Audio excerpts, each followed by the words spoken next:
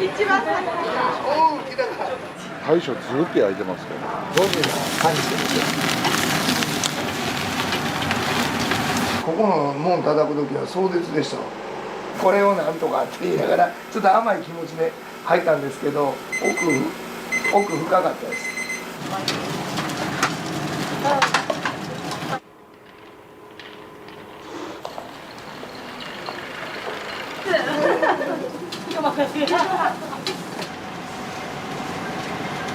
あ、ごめんなさい。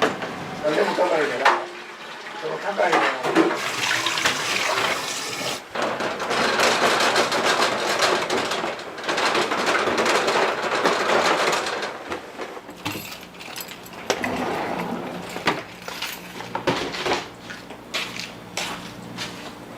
はい。ちょっとこれ2キロ入れるんですけど、よいしょ、隣持ってきますね。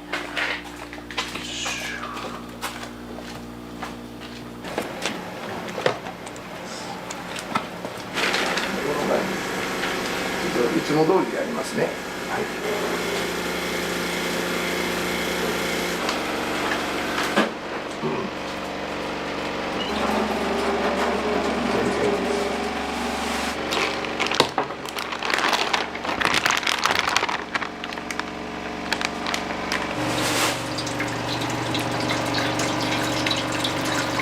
今からほんなら1時間半ぐらいかかると思います。心とか心臓とかハツとかね、いろいろ言ってる場所はこれでしょ。これなんですよ。で、下書きもこれ一対になってくっついてるんですよ、全部。でこれをね、一旦こう外すんですよ。で外して分けるんですよ。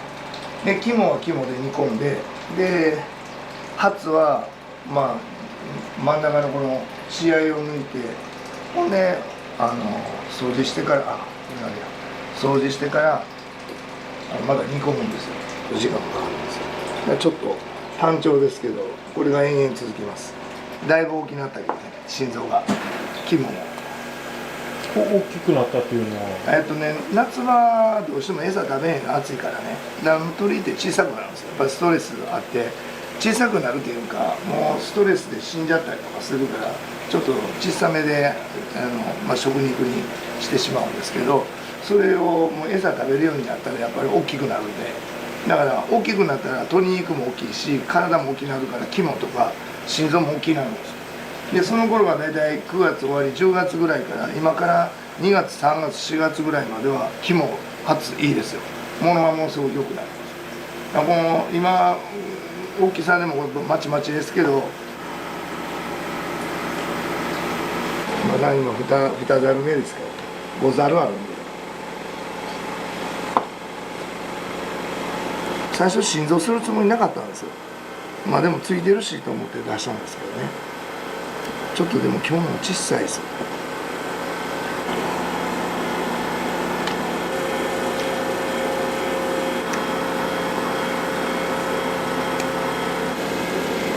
一応気遣いながら持ってるんですよ。ギュッと握ったら潰れるから火もねすぐ潰れちゃうんで。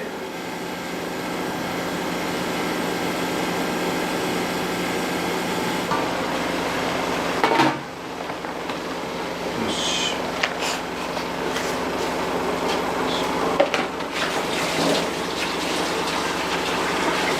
僕がこれぐらいやな感覚です。これ先代から教えてもらったらちゃいますよ。もう僕らしか先代は生刺してあったんですよ。生刺すとね、時間かかるんですよ、焼くの。ましてや固なるんですよね。そうだからこっちの方が美味しいです。低温で火通しといてね、ある程度。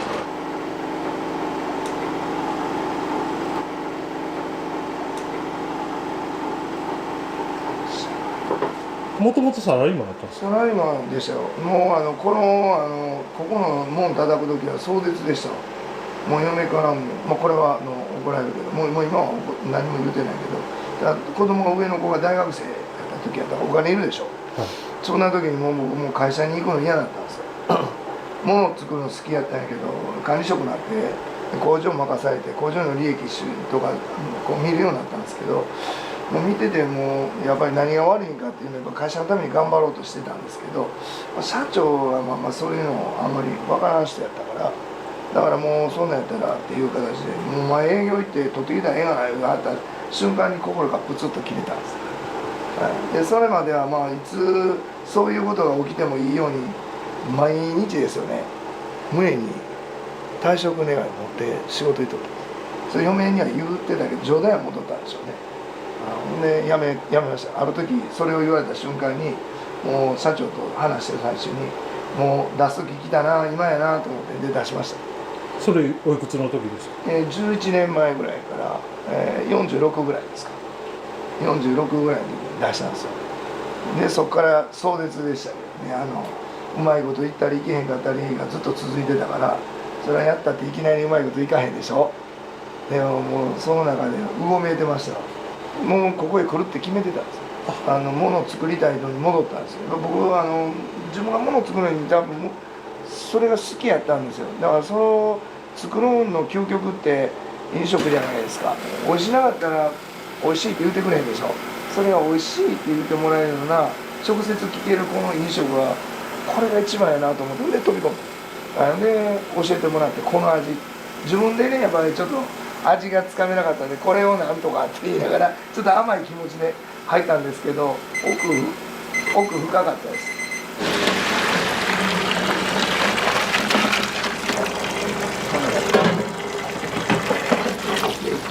アップみたいな浮いてたり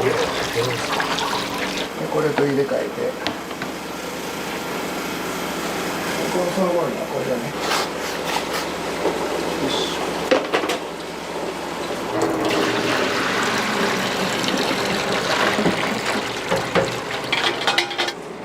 次これ3番目です。いや半分きました。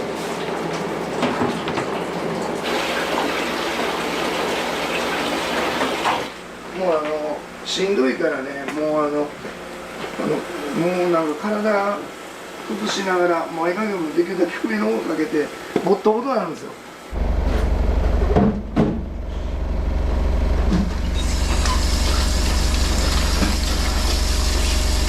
こんな感じですね。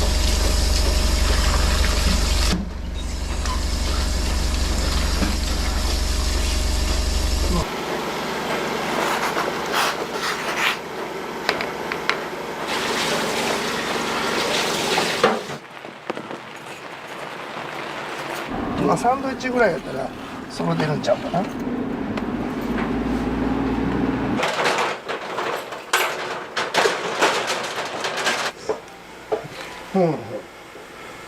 サラリーマン当初90キロぐらいこの身長でデブデブになったんですよ。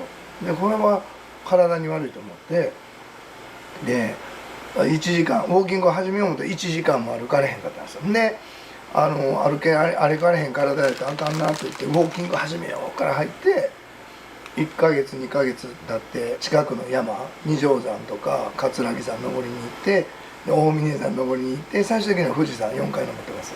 4年連続 4コース登りましたね。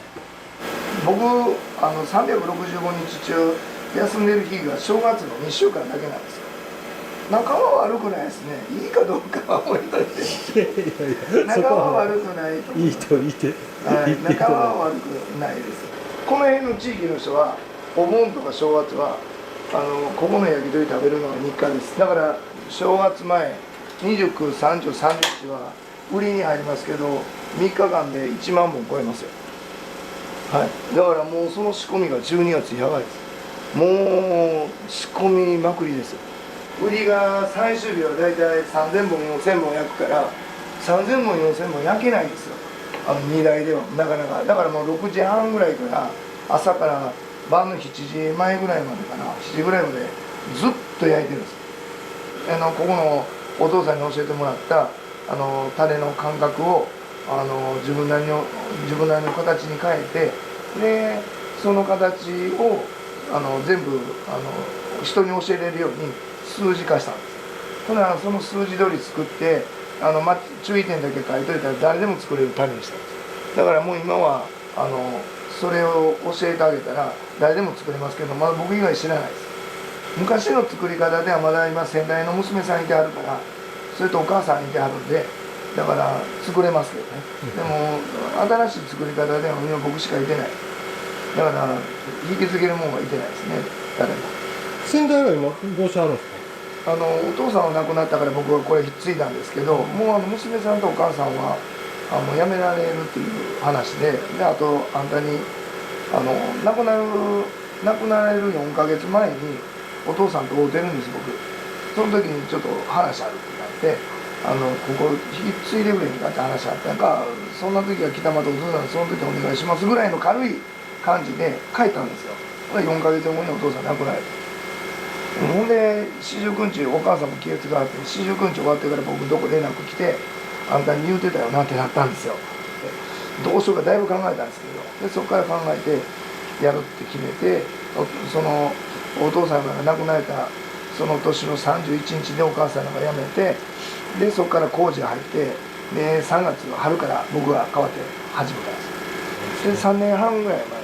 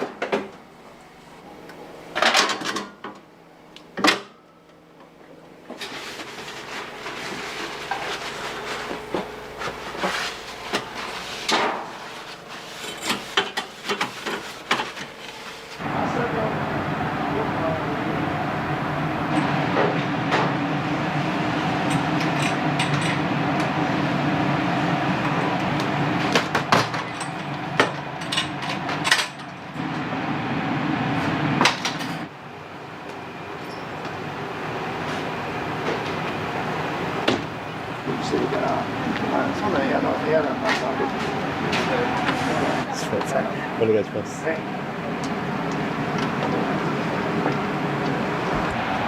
もしもし。大体にはなるんですけども、大体2650円で、はい。はい。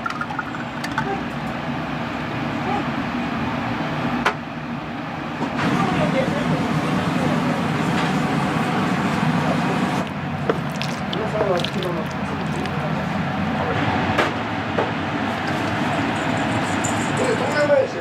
あれが前やね。そうそうそう。で、向こうで、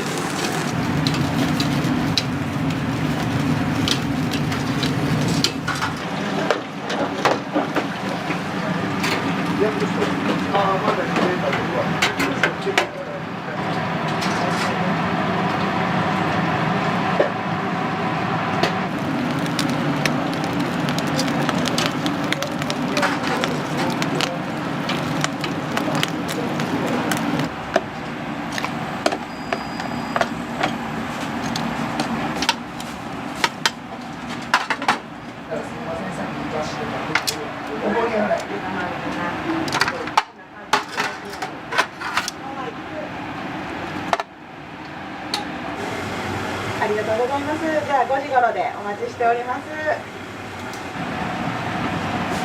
い、はい、ご予約ですかね。はい。はい。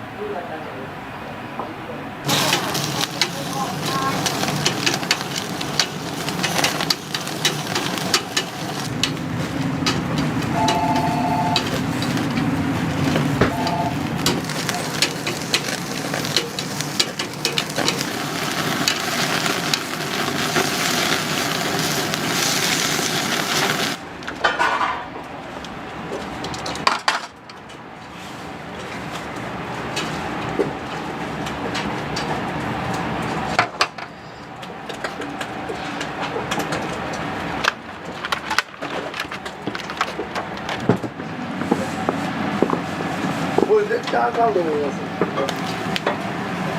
そう置いた時に飛ぶんで。栗大阪。ねこれはもういいよ。それで俺はもういい。これだから入れてこんなカップのコーヒーもなかった。あ、ほら。1個だけです。お釣り220円お返ししておきます。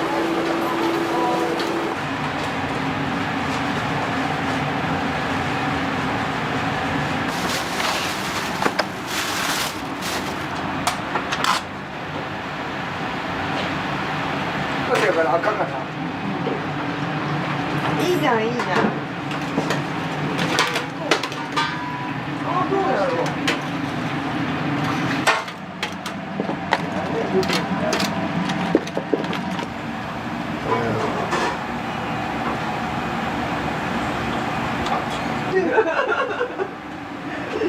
全部一回剥がしていいですか。ここで。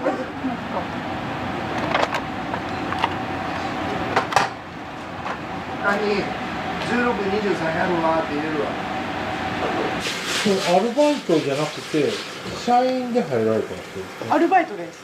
アルバイトなんですか？そうなんですよ。今も。今ちなみにはいくつだ？今年22です。大学4年の年。1年の時からもう、働いてます。そんなめっちゃ近くはないんですけど、まあ40分ぐらいかかります。電車と歩きみたいな。3、40分ぐらい。どうしてまたこの場所に？ネイルと髪の毛自由やったっていう最初はそれだけの今時です。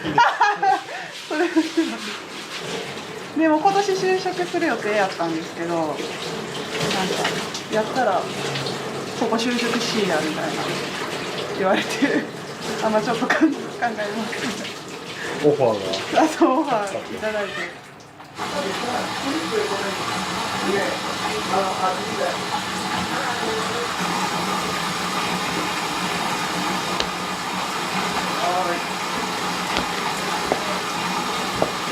まあ面白いですね。面白いし、出会ったことのない感じの新しい人種みたいな感じですね。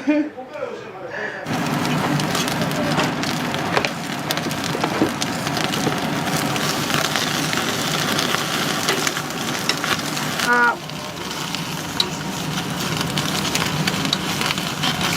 35。35。これ4回いっとくわ。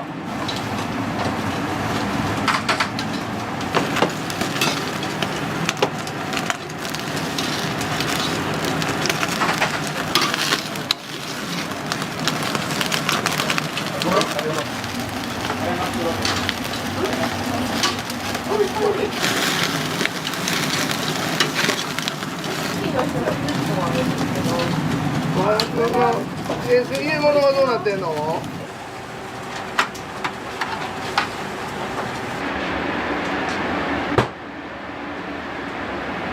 寝込んでんの？これ食べたい。めっちゃ嬉しいよ。そうなん。そうなんや。緊張してるな。緊張してる。20だね。食べれ。いやー、やったね。暑いね。僕もあの辺行きますよ。ここ江南プロあるからね。だからそっか。お待たせしました。はい、ありがとうございます。ありがとうね。ありがとうって。ありがとうございます。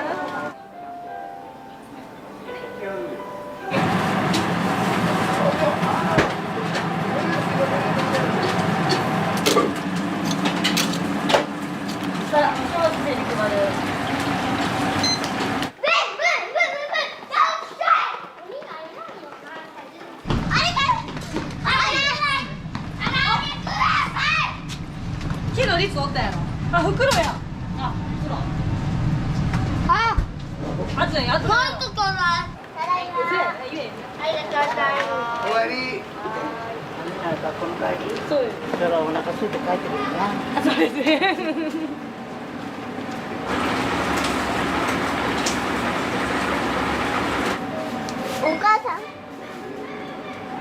赤色の字で、赤色の傘の人。後半も。はーい。そう。かわいい。いらんの？食べへんの？食べよ。暑いから。すいません、ありがとうございます。おいしい。おっちゃんの唐揚げが一番最高。おお、来たか。最高。来たか。ごちそうさまでした。ありがとうございました。わかりました。鶏がいいですまず鶏がほんまにうまいですで身もしっかりちゃんと刺さっててこの料金でしょだからほんまに来てる人が40本50本で注文来るんですよだから僕らは普通やったらね5本とか10本とかですけど来てるのがほんまに40本50本とかで来るから大将ずっと焼いてますからだから僕らも東とかちょっと離れてるけどここまで買いに行くのがそれです僕の知る人400本ぐらい注文してましたは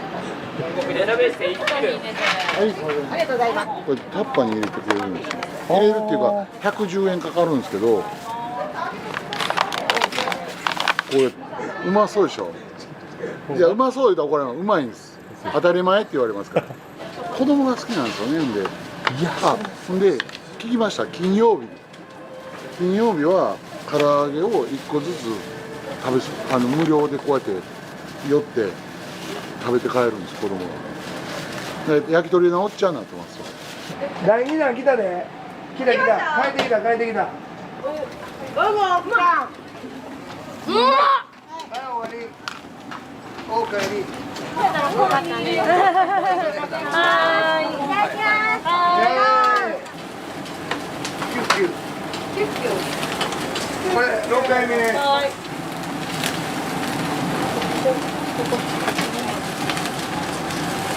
これ8回目。8回目。はい。8回目。はーい。髪の毛がないのでどうして？でも帽子かぶってたらさ、なんか自然に見えてさ、髪の毛あるように見える。本当？焼き鳥10本とうちの揚げそで。じゃん。おすすめはジョンちゃんささやけどおすすめはこれぐらい。ここの唐揚げ美味しいね。心から唐揚げおいしいね。美味しいね。これ。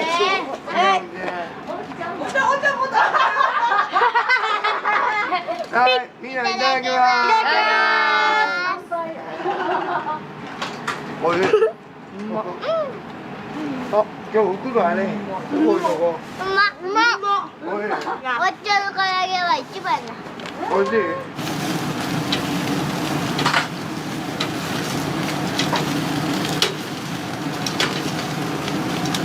どういう感じですか。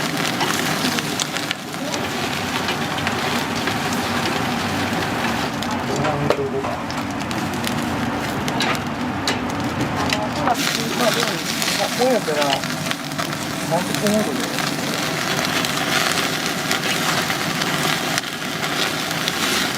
で4回ですよね。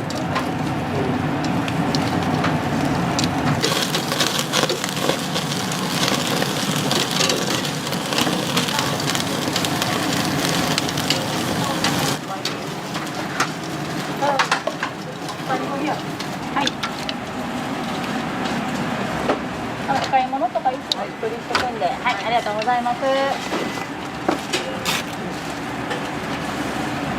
もう6。後からまた6。でもまあいいです。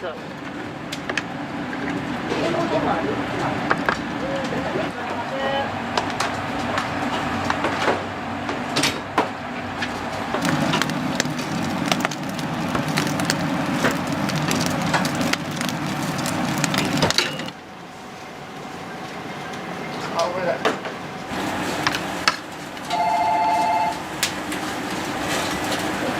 15分ぐらい。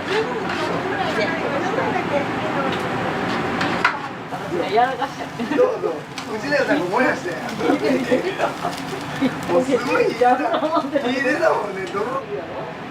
れで、チェック受けたらってさ。水も2時間ぐらいですよ。ね、そうだから昼間寝かしてもらうんですよ。昼間ね、たまにこう寝かしてもらいますよ。ね。20分ぐらい。15分から20分ぐらい。15分ぐらい。だから復活です。だからしんどい、眠たいはあってもしんどいはないですね。お客さんが来てくれてね、美味しいと思ったらね、嬉しいじゃないですか。だからしんどいと思ったことはないですね。あ、できております。会計はご一緒で入れてください。2720円しました。11本と唐揚げとで1920円。ナンバーですか？はい、いいですか？はい。いいですよ。はい、はい、大丈夫。ありがとう。一応いっぱい買いましょう。そうや、いっぱい買ったからこれだけどさ。ありがとう。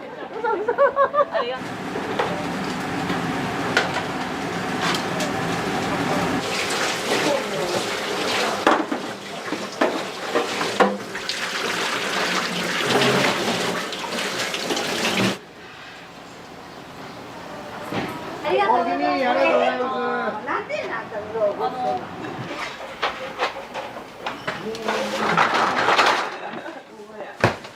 キューキューごめん。はい。ね、ちょっと取ってきます。はい。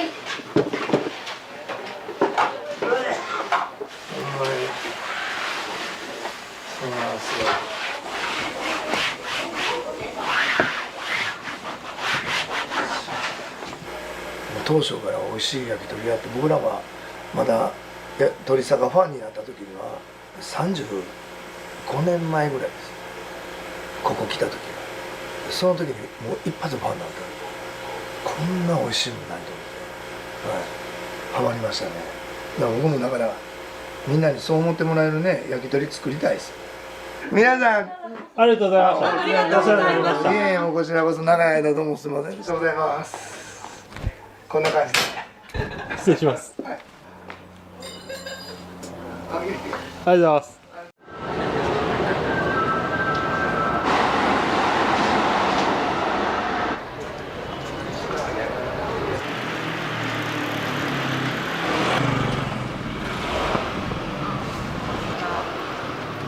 3人であげる。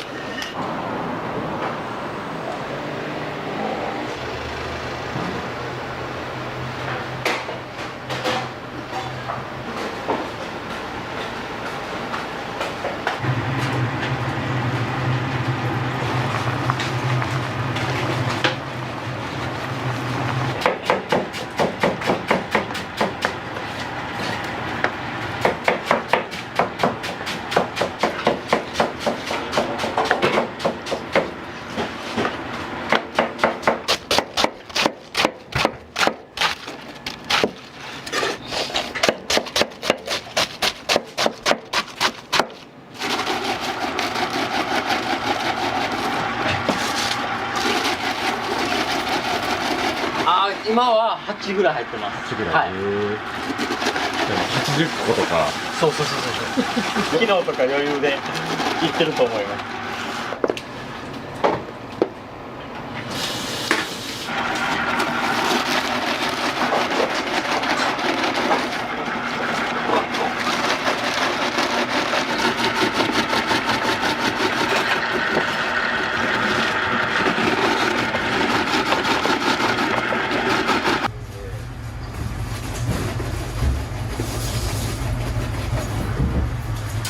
よく出るメニューみたいなのあるんですか？一応最近はホルドンとかホルでうどんのモダン焼きで島町が入ってるパターンがあるんですけど、それが最近一番人気です。焼肉屋さんより島町を使ってるかもしれない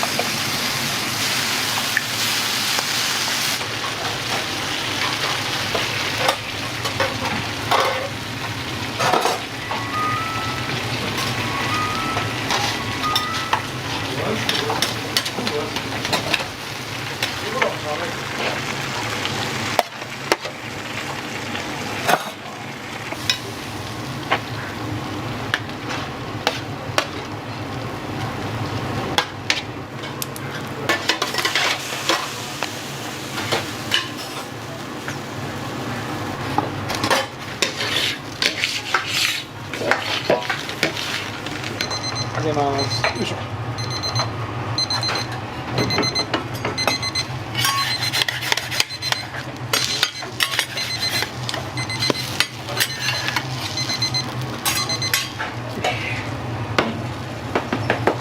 通常これ見て15分から20分かかるじゃないですか。これをまあ3分の2ぐらいの時間には短縮できます。でそれこそうちのお母ちゃんが始めたのが50年前ですから、その時も学生一辺倒だったんで、何しか量が多くて安くてっていうのを、それはもう帰れないんで。これで並盛り。波です波です。大なんかこれ2つになるんで、グラム的に言うたら多分500以上になると思います。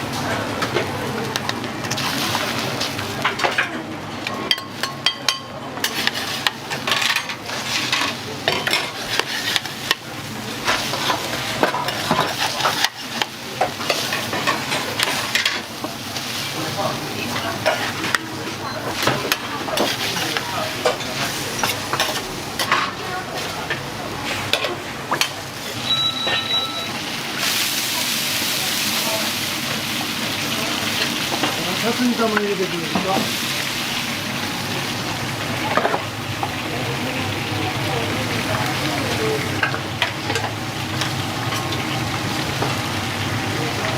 こご飯セットでいや、ご飯、小2つ入れて。これミックスミックスでいいですか？ミックスミックス4番。4番。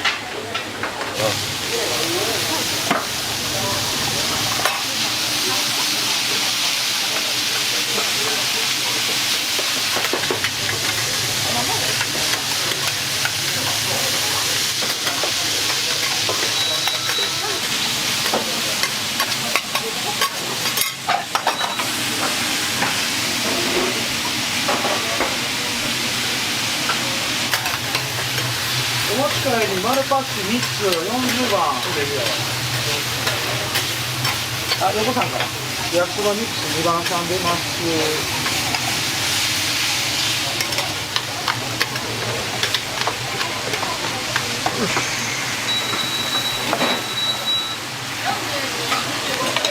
はい。いいじゃん、ごめん、花夏よろしく。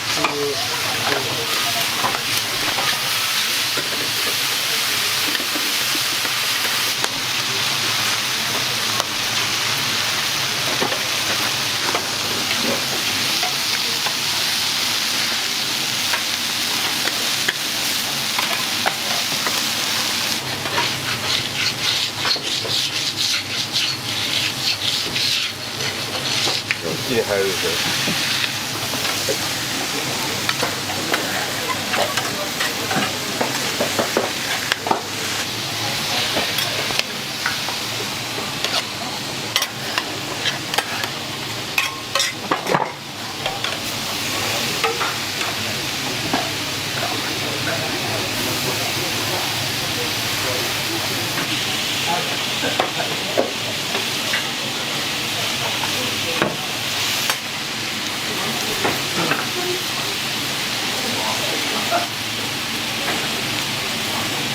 時々ちょこちょこしてます。今日はちなみに何をご注文されたの？美味しいですよ。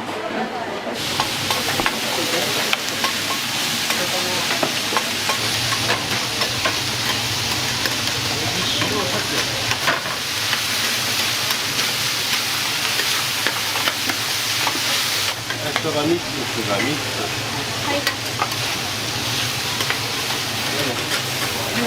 はい。よいしょ。8番さんでモダンミックスハーフ。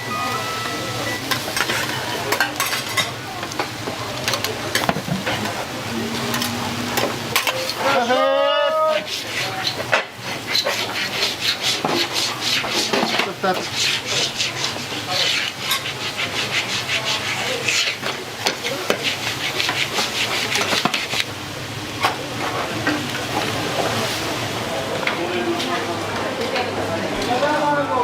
看板に移られます。3番さん終了。はい。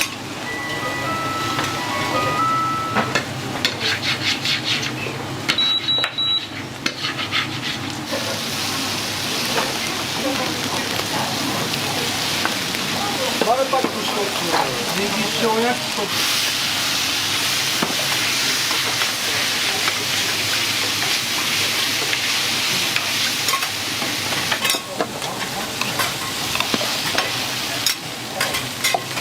ごめん、1人運びいいかな。あと海苔カツオ、ニンニクでお願いします。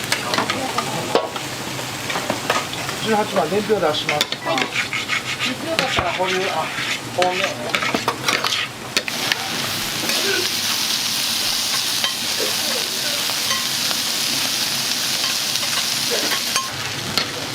いません。すいません。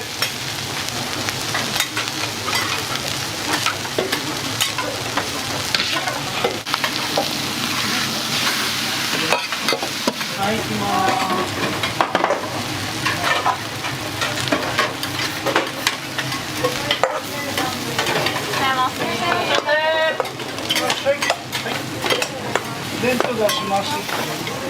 9番さん。はい。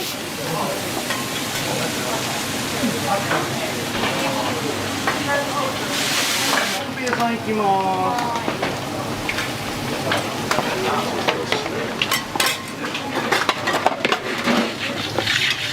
8番。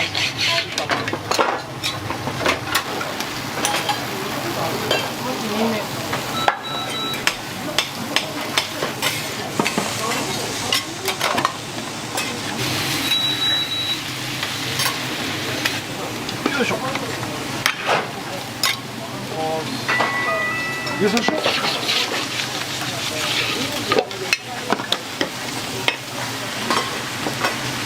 うどんさんある。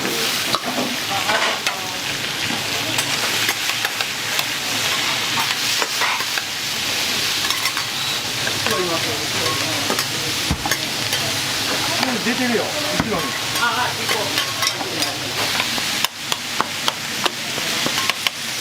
僕たちが踊ってくれる。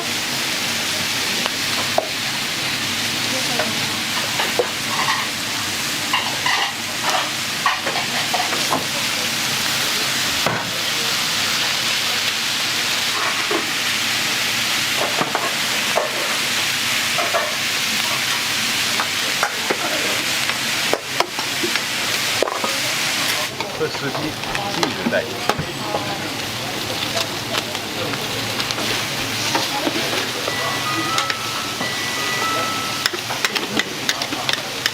これピクルス出してくれ。はい、ピクルス。あげます。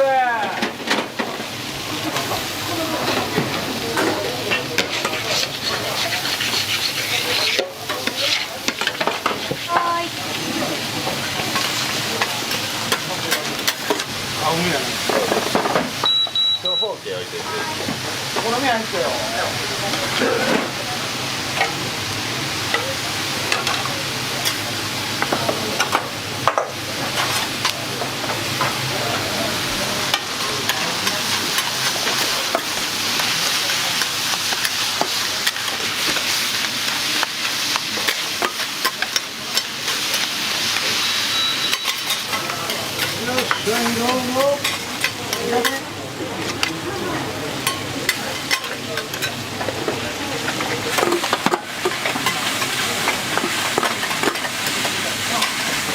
ごめん、もう一回。ほ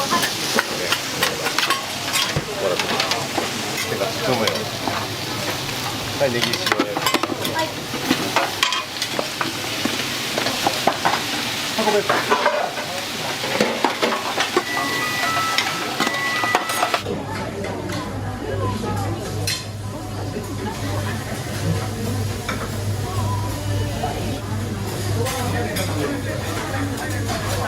1番豚まだ太麺みたいな。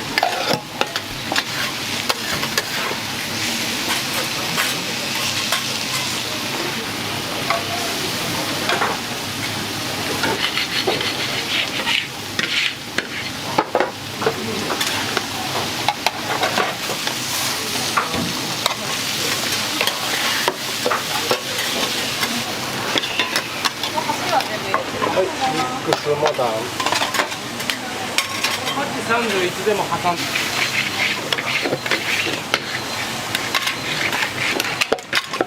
オーバーロールが16番さん。はい。お持ち帰り丸パック1つ。はい。ジャパン。はい。ピックアップ7なんですか。挟んで3つ。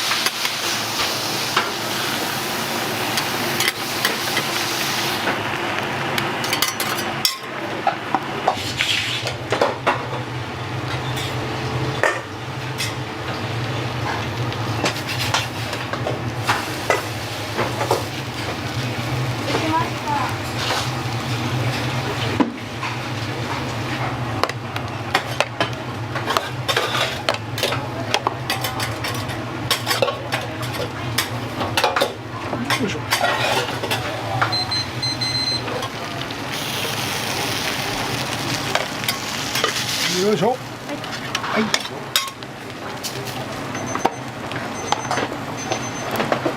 はい。ありがとうございます。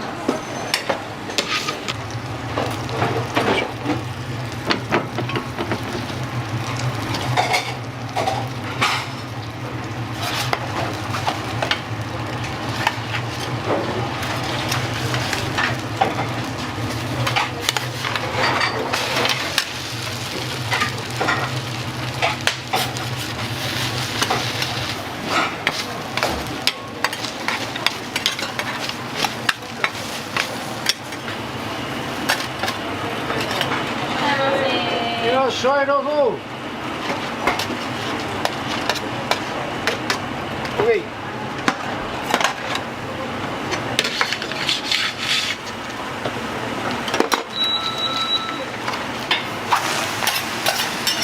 あと6分で焼けます。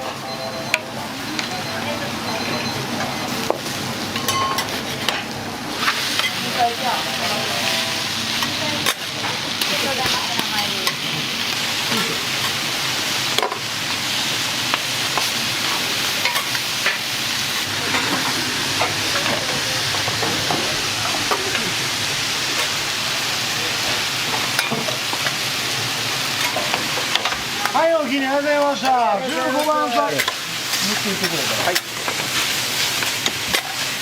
いしょ。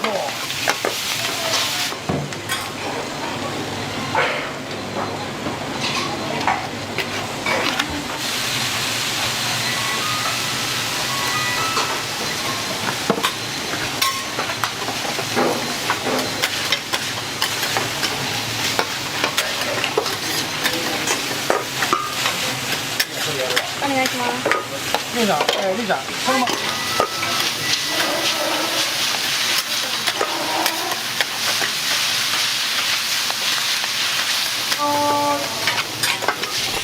焼きそばできたよ、運び。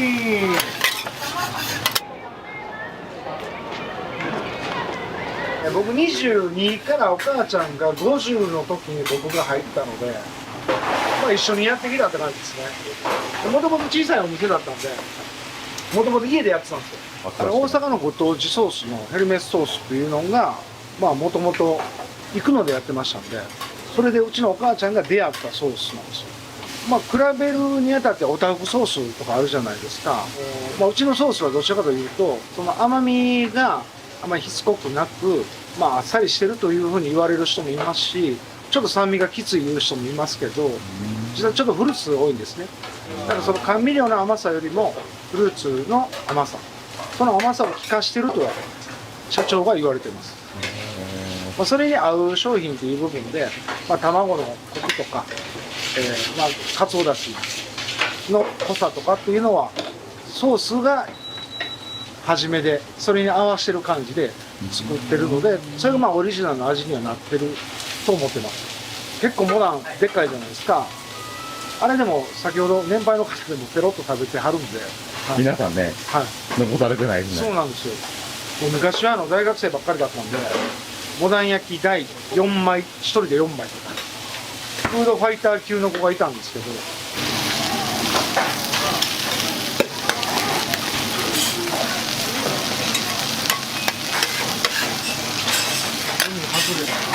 はいよか。前折り。い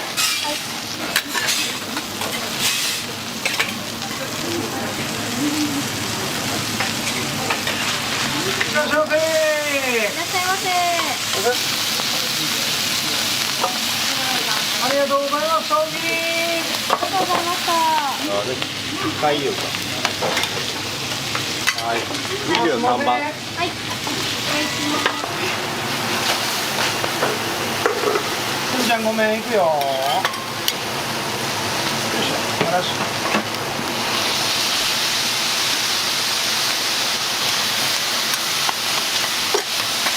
お気に入りましょう。2番さんはでしょ。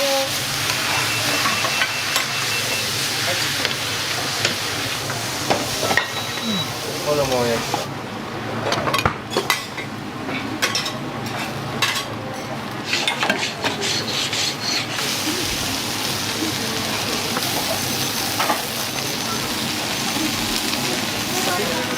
最後までですね。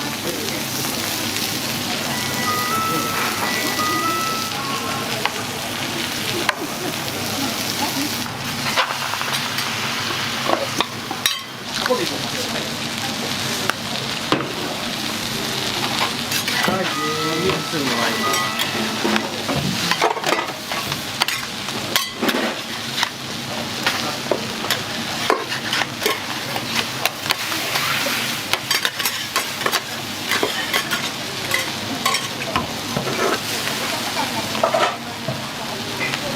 そろそろ最後に、はい、お好み出してちょっと。40番何本ですか？10番。5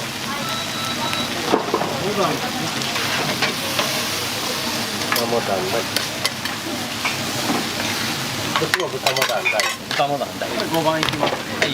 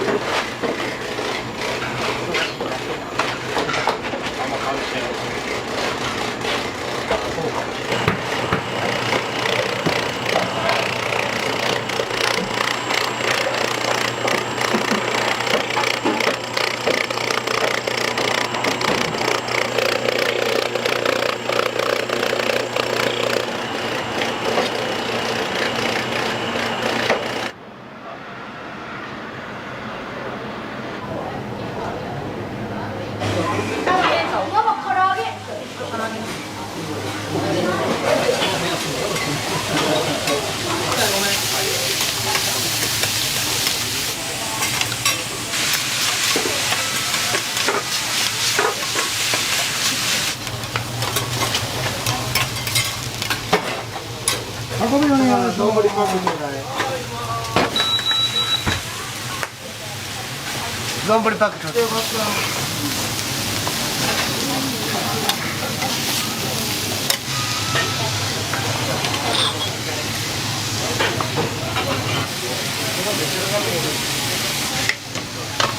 れそばロール1番さ。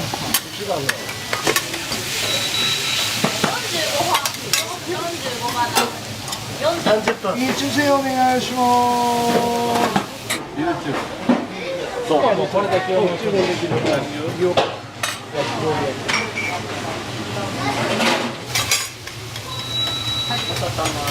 なんかおしとんぼに番号8番9。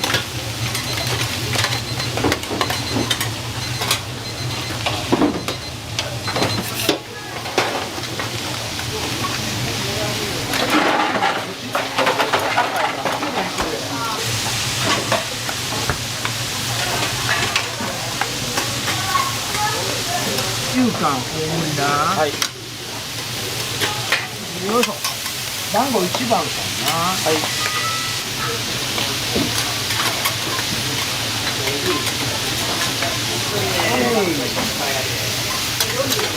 何も塗らないと思います。青森でしまった。3個ぐらいになっちゃった。お味いかがでしたか？海遊館。ああ、海鮮海鮮が入ったお好み焼きですか？今日は何の集まりなんですか？小学校からの同級生のゴルフの会。50年超えてる。めちゃくちゃ仲いいですね。仲いいっちゃ仲いいな。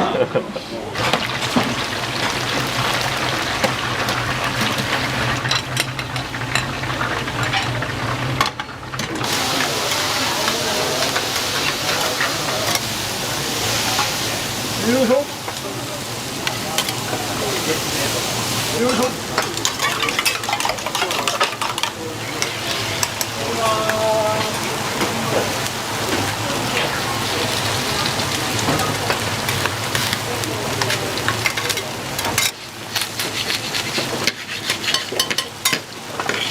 言いながらはっきり言うてあげて。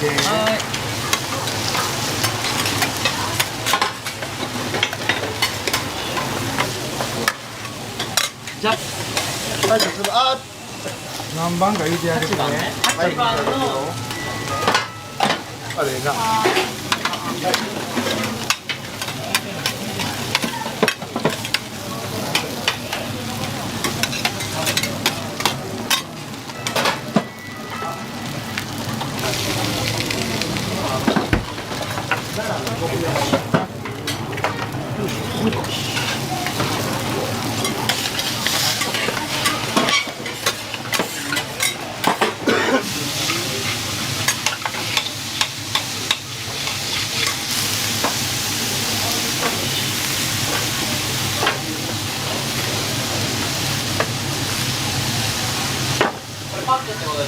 そうそう。人出すからあれ貼ってくれる。ミックス玉。ジャパニーズウーバー。はい。お願いします。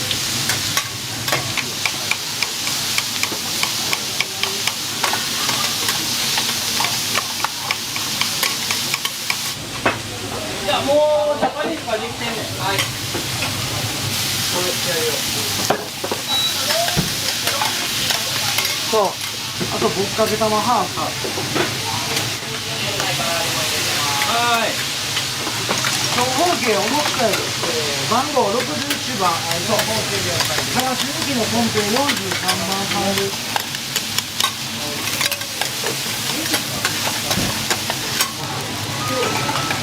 エビ代わりとパック入れてます。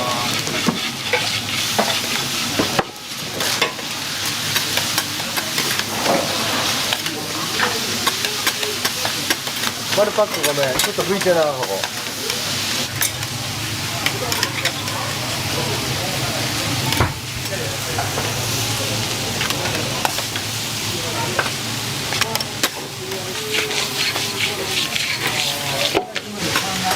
これで終了、番号。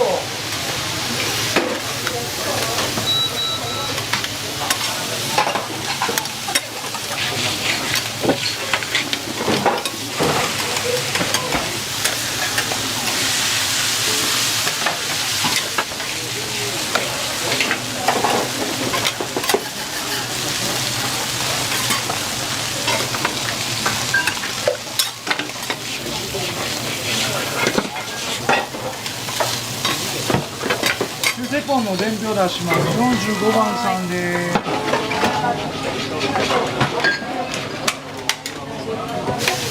だから丸パックですね。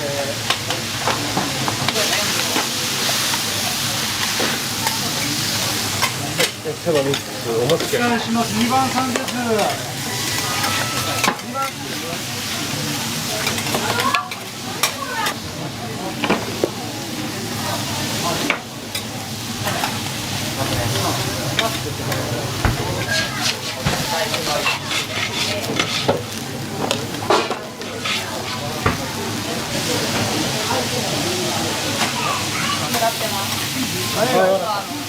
ごめんね、取りづらいんじゃん。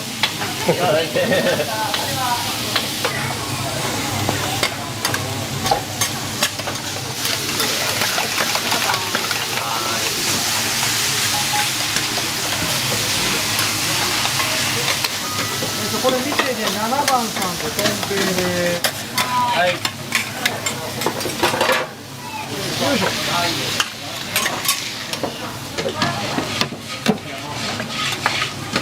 どうだあれ番号分かってる。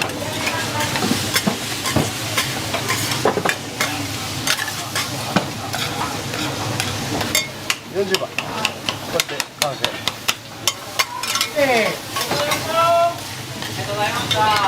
9番3分です。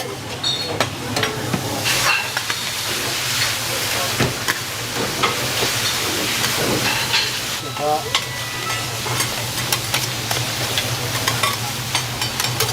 いよ。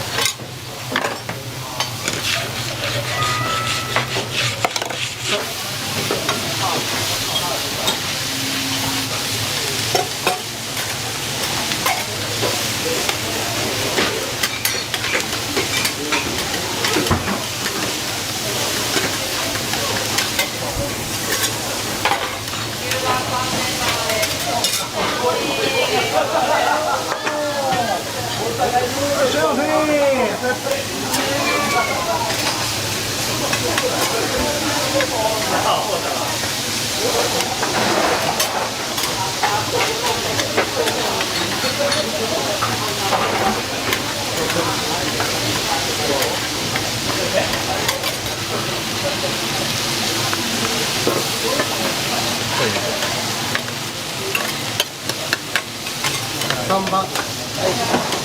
また入らなくて。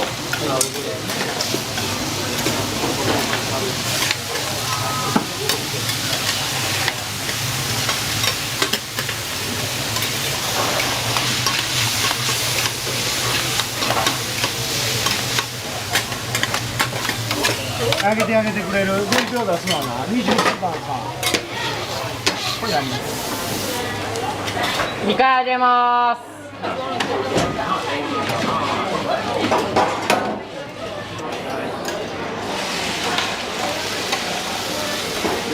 肉のモダン、肉のモダン。焼きそば、ネギ焼き、食べました。いただきました。最高に美味しかったです。ケント何やった？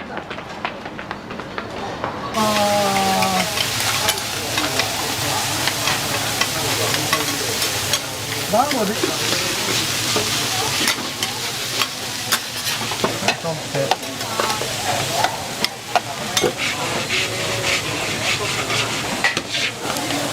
こに並べて。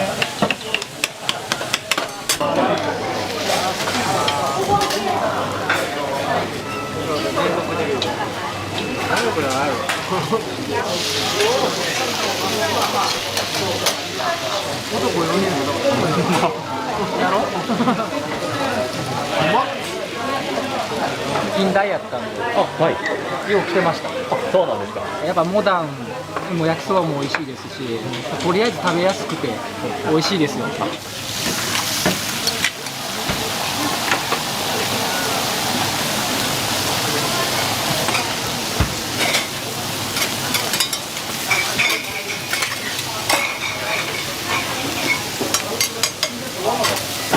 それもとんぺい明太。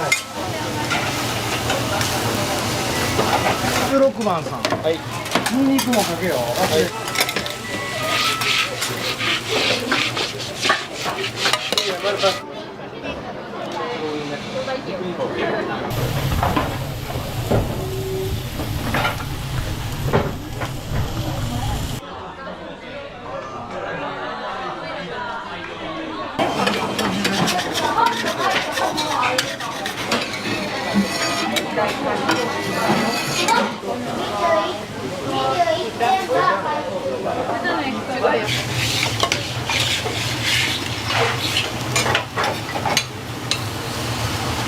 1番さん、味噌汁さっき入れてもええ感じやな、なんか。本編がチーズやね。はい。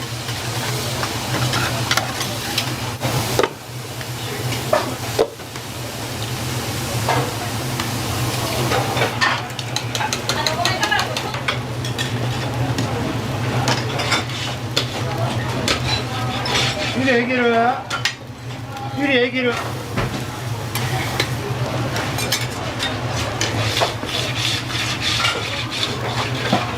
一番さ味噌汁。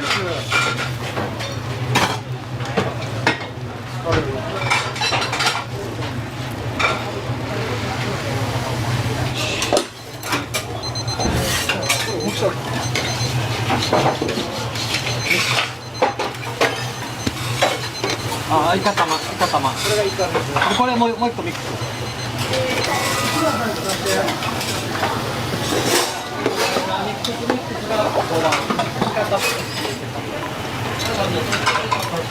あ、これですね。はい、4番。はい。でも後でまだチェックして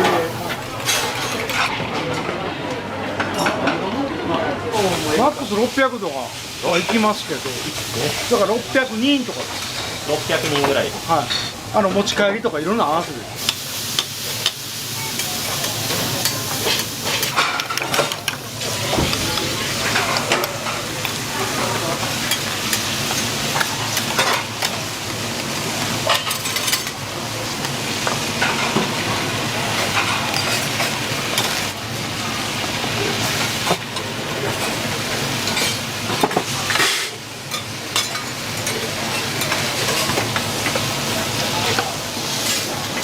4番。焼いてるっちゅうの。はい。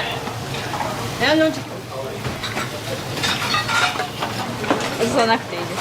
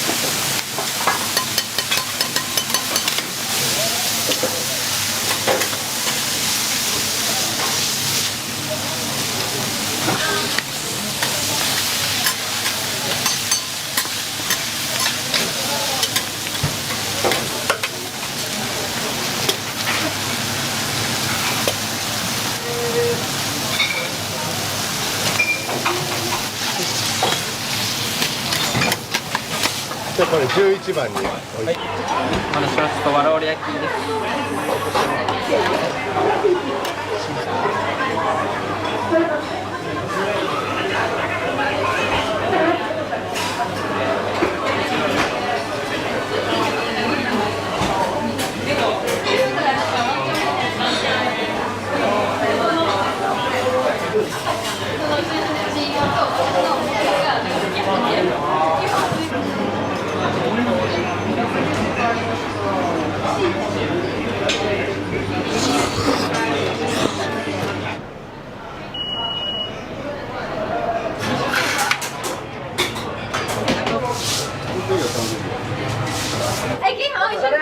お気をつけて。ありがとうございます。ありがとう。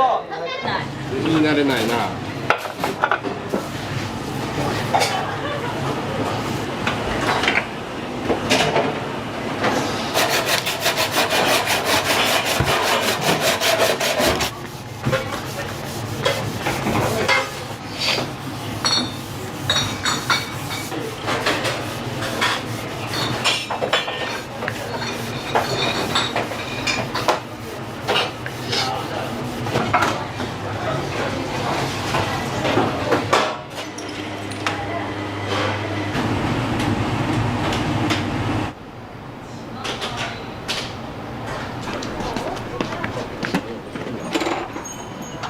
お疲れ様でした。ありがとうございます。ありがとうございました。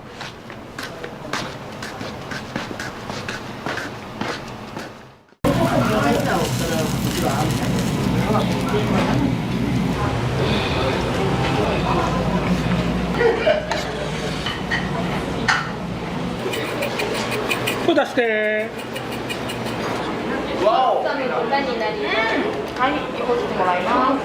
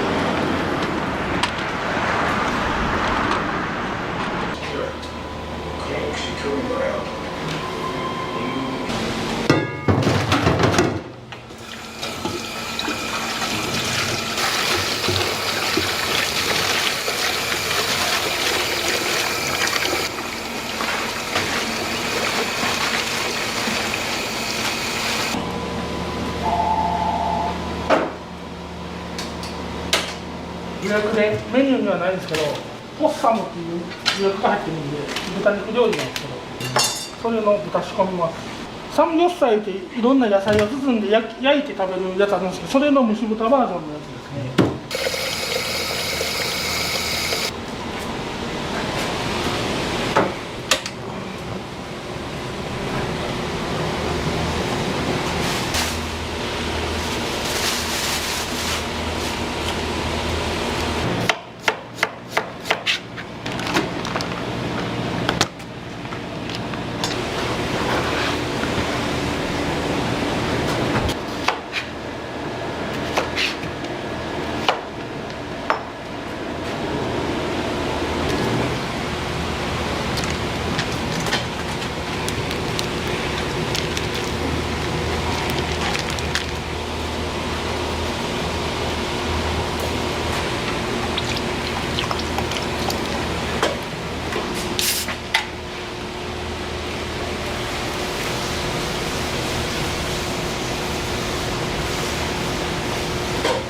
コーラ入れたら柔らかくなるよって聞いたんで、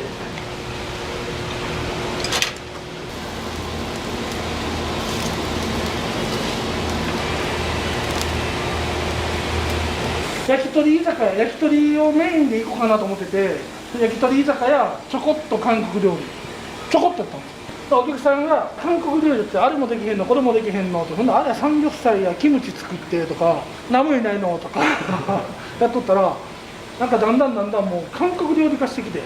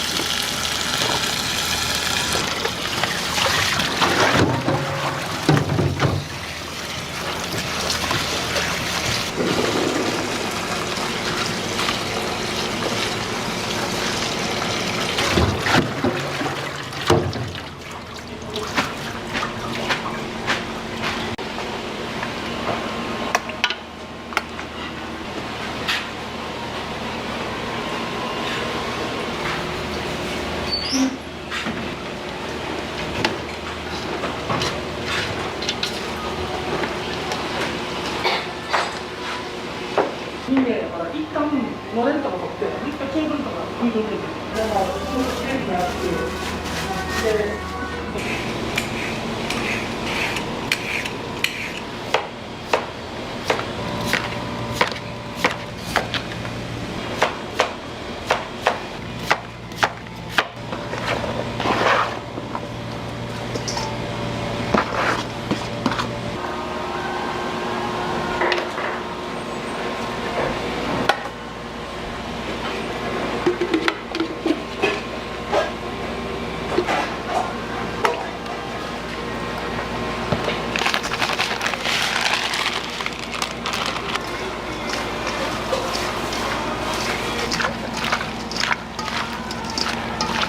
甘辛くしてるんで、こっちの方が食べやすいんで。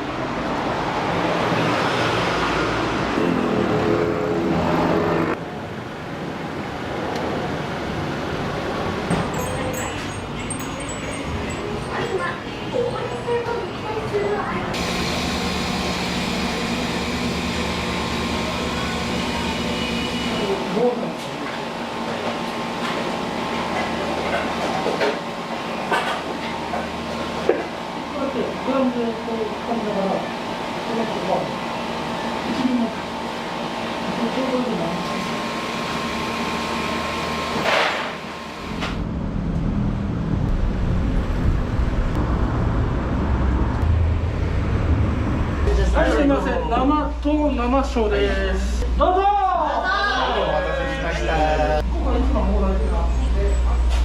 とんぺいきゅうり梅クラゲ。はい。で僕は心の塩とタレ。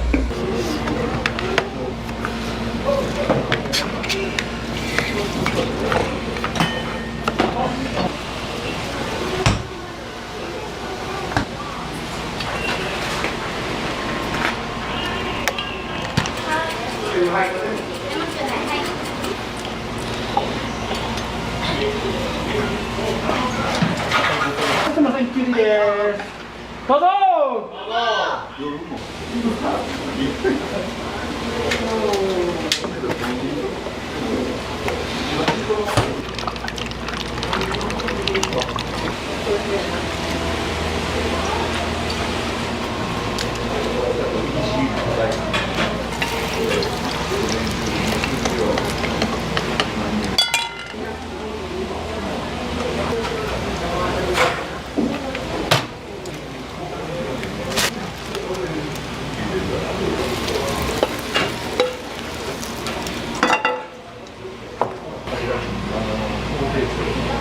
どうぞ。はい、とんぺい出るよ。はいよ、とんぺい。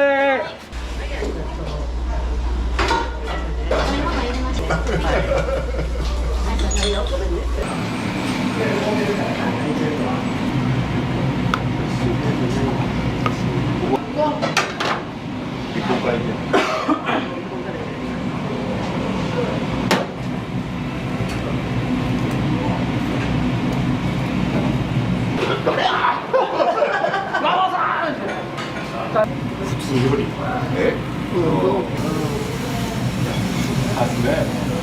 僕が焼き鳥屋さんですか。韓国料理やってるんですよ。なぜでしょう。ここの塩タレです。どうぞ。どうぞ。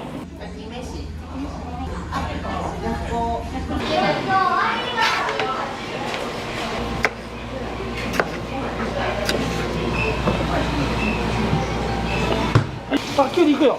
うん、行くわ。あと何やるんだろう。焼き飯の準備と、そのまま鍋のあれ入ってるんで。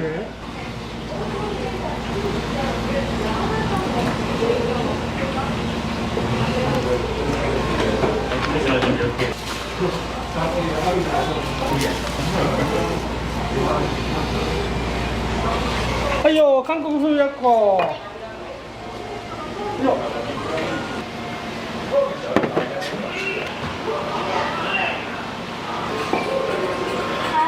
レモンチューハイ、はい。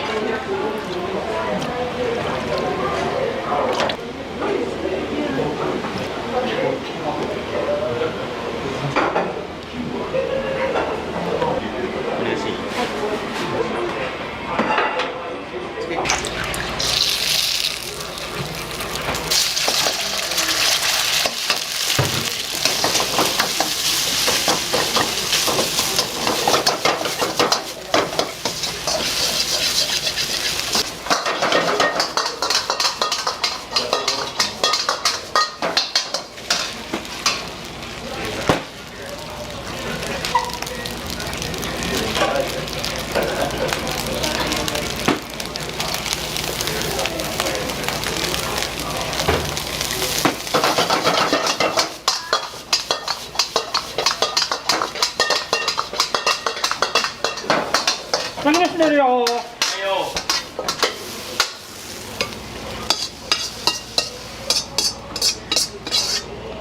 ございます。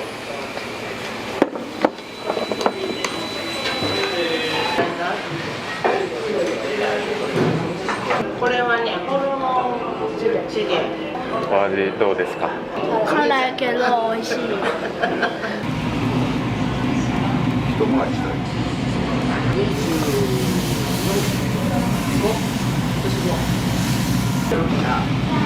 はい、すみません、つくねです。どうぞ。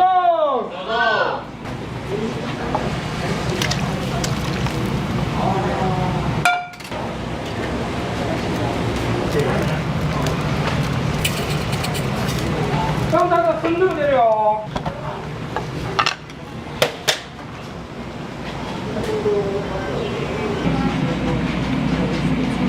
いいよ、スンドゥブです。食べるやろ。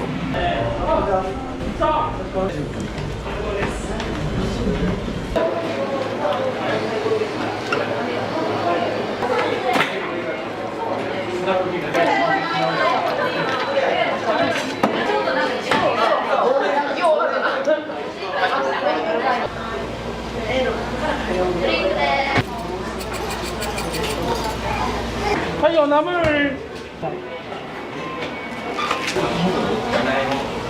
んか三角のあれ。おっちゃんが洗ってくれるんだけど。俺のハンドルだってキスをして完全。そうやな。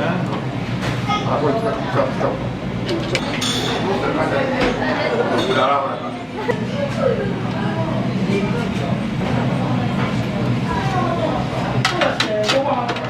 どうぞ。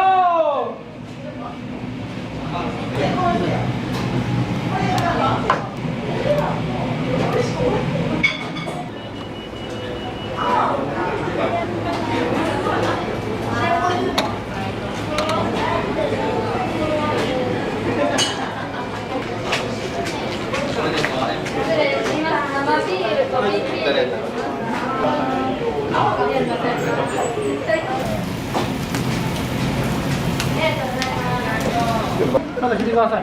いつも。ありがとうございます。ありがとうございます。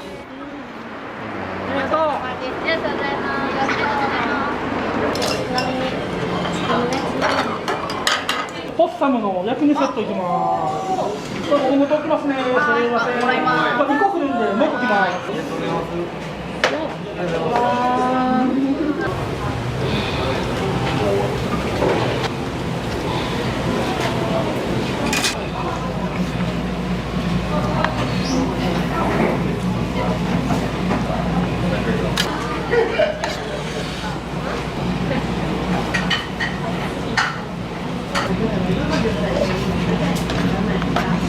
呼んでいいですか？うん。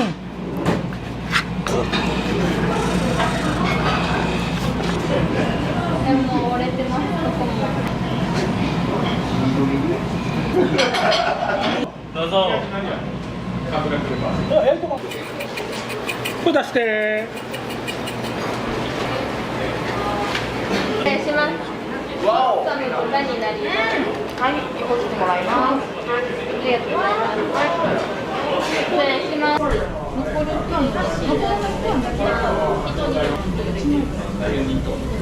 ちょんって乗せたら。や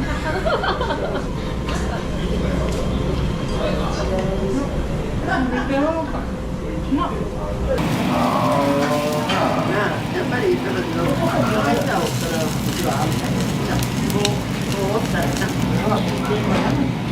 たことないけども色は違うやろ、色と分情は。だけど感じは一緒や。ずりも OK です。すみません。失礼します。どうぞ。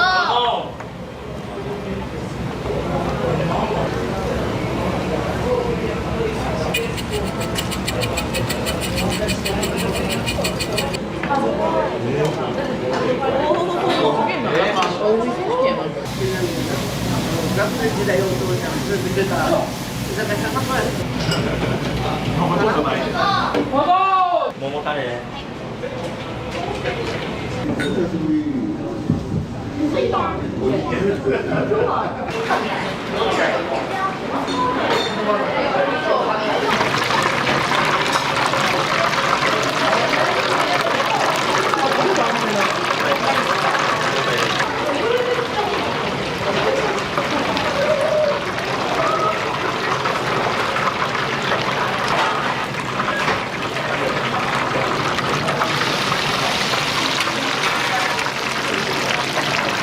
から見たらあれやな、身長低いからみんな子供みたいなもんやな。違う違う違う、働いてる人と。3番レバーできなかったっけ？はいよ、5番コリコリ。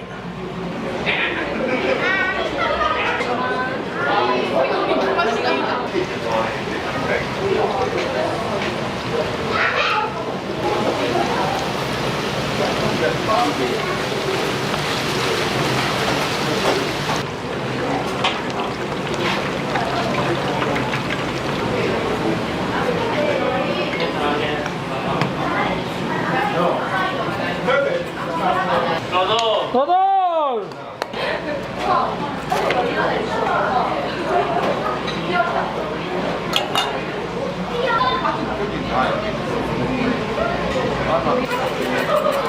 はい、ちゃんと飯。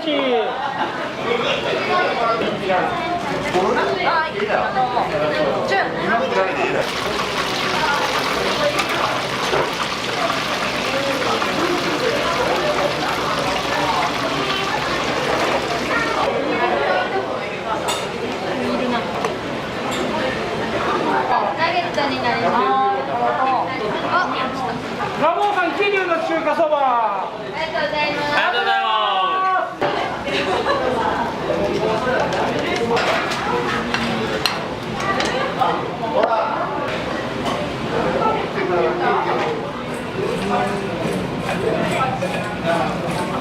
ケイタネギ出してダッシュ。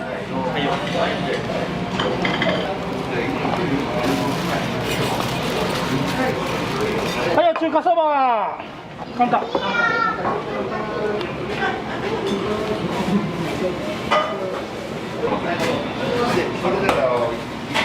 締めに最高ですね。最高やな。しかもメイン乗って乗ってうまい。めっちゃ昔の懐かしいラーメン屋さん。結構人気あるんですよ、これ。そうやろうな。こ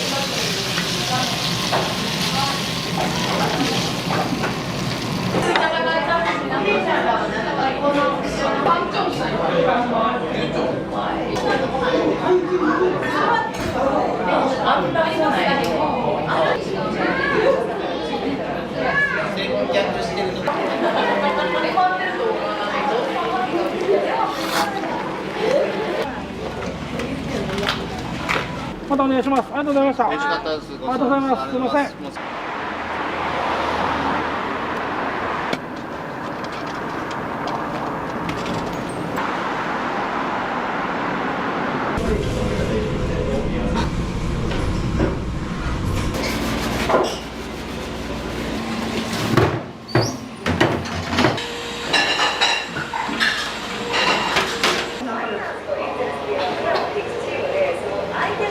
ありがとうございます。すみません。お疲れ様でした。ありがとうございます。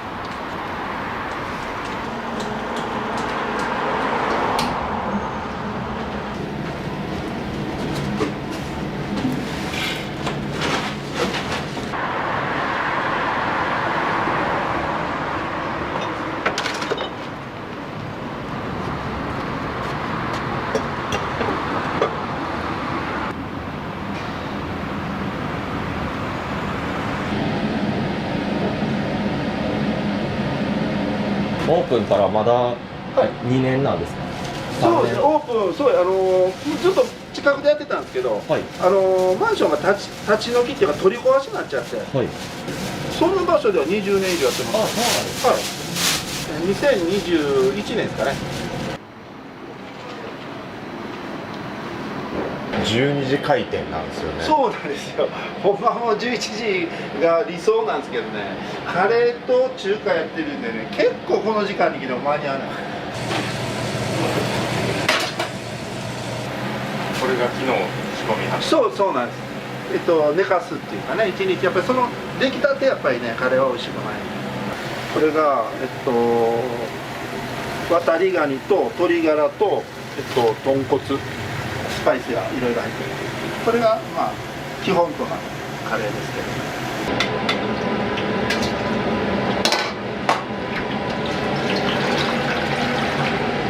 入れるだけですよ。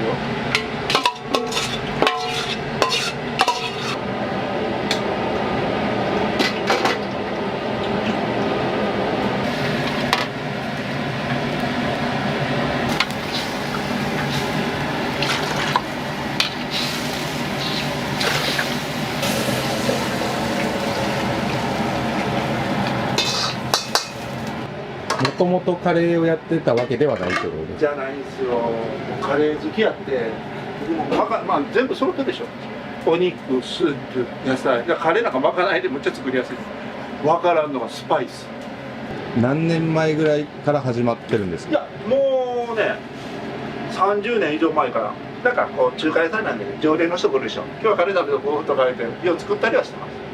で本格的にやりだしたんは、お店で出すようになったんは20年前ぐらいちゃいますかね。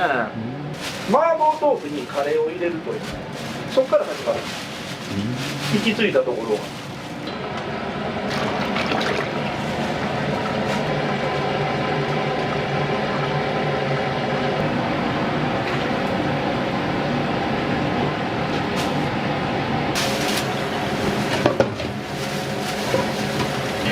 これはね、ラムなんです。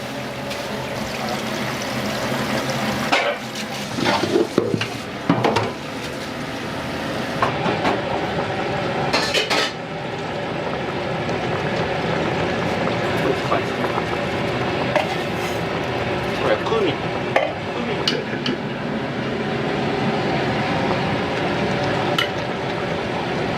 でコリアンダー。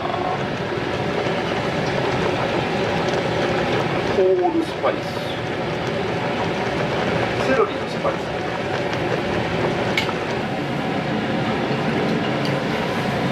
ブラウンマスタードシード。これで煮込もうかな。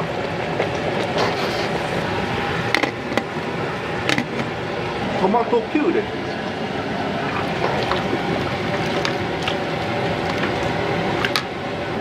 れはまた今度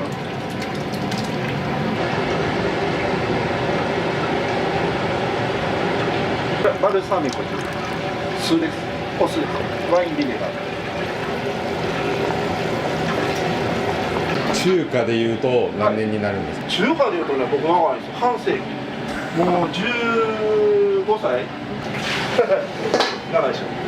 一番初め見習い行ったのはね、私学の合合受けさせてもらったんですけど、全部滑ってもうどうしようかなって思った時に、まあまあ先輩の親戚がなんかがちょっと大東市でお店やってるからそこ人足らないからバイトでも行ってみるみたいな。あそこの大将親方が良かったよ。で結局はその店売ってくれはったんですよ。そこのお店が最初の師匠。最初、そうそう。そこが中華屋さんやった。中華です。はい。これは新玉ねぎですね。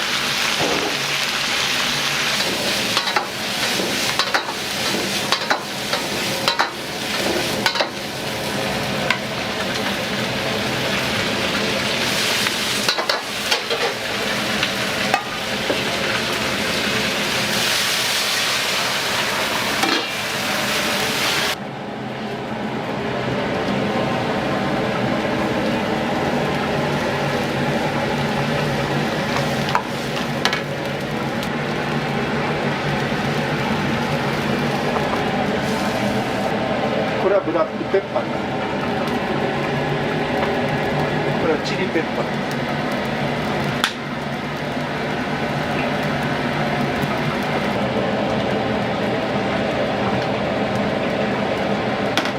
夜ね、羊の肉を使ってジンギスカンとあと中華、ほんで最後カレー食べて帰る人もジンギスカン結構出ますね。奥さん北海道なんですよ。だから羊の肉も入ってくるし、やってたんですけど、なんか食べる機会がなんか嫌いな人多かったんですけど、でもやっぱカレー始めてからカレー好きな人みんな羊好きなんですよ。夜のジンギスカンのお肉を、昼のカレーで使ってる感じですね。だからうちは羊のお肉の料理が多いですね。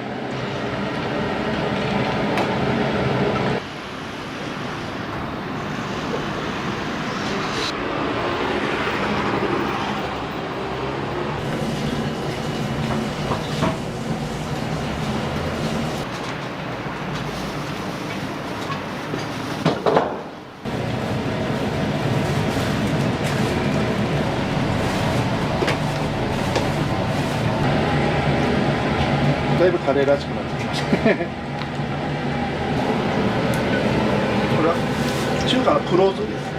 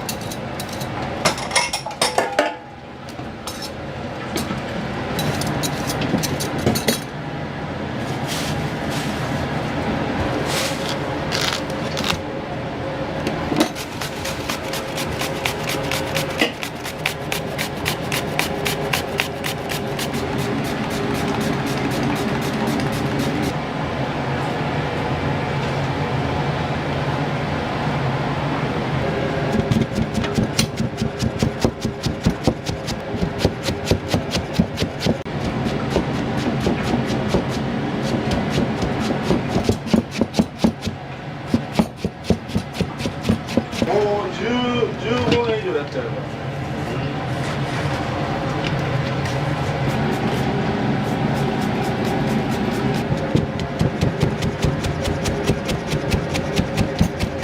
せっかく来てもらって僕より早いもんよ。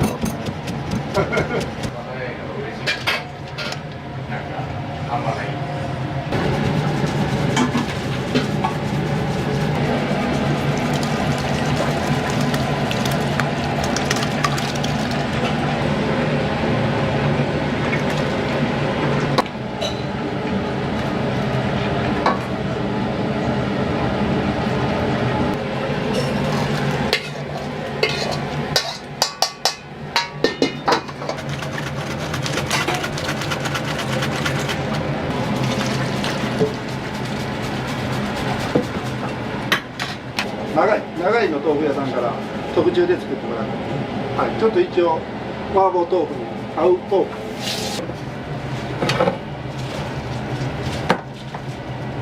ひき肉ね、これがさっきの羊のひき肉と豚のひき肉と合いびきでやってます。はい、それでちょっと麻婆豆腐用に味付けと、はい、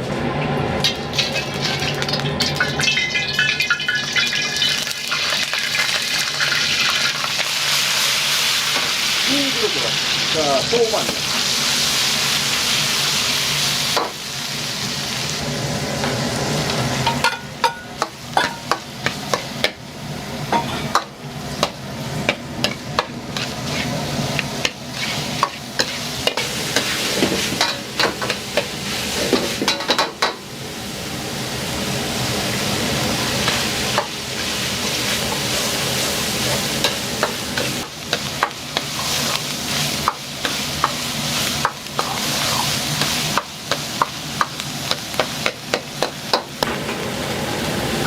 お醤油ですね。オイスターソース。甜麺醤という中華味噌ですね。これ少し。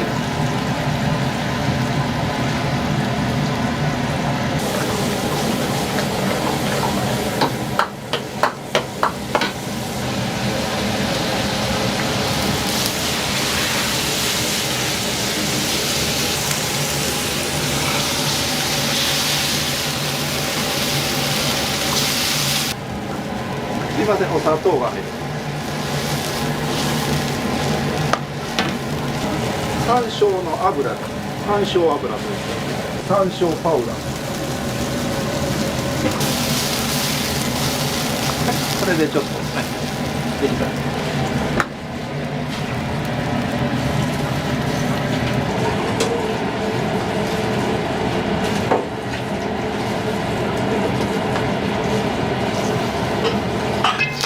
クミン、はい、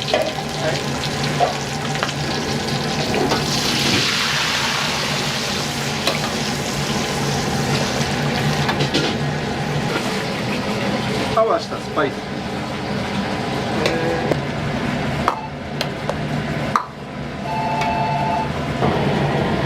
れ月桂樹の花。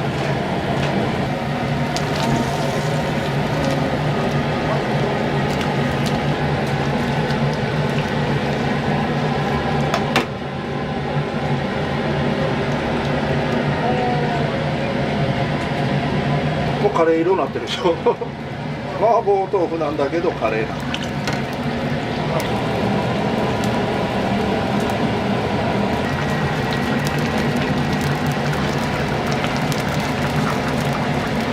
よく中華屋さんとかうどん屋さんで使うカレー粉ですね。これちょっと香りで少し入れて僕は。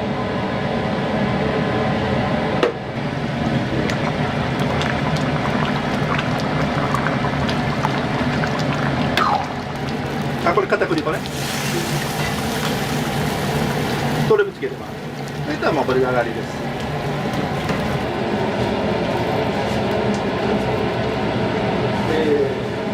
ラー油、チー油といった鶏の油です。これはちょっと具が入ったラー油ですね。これはトーチという麻婆豆腐に合う。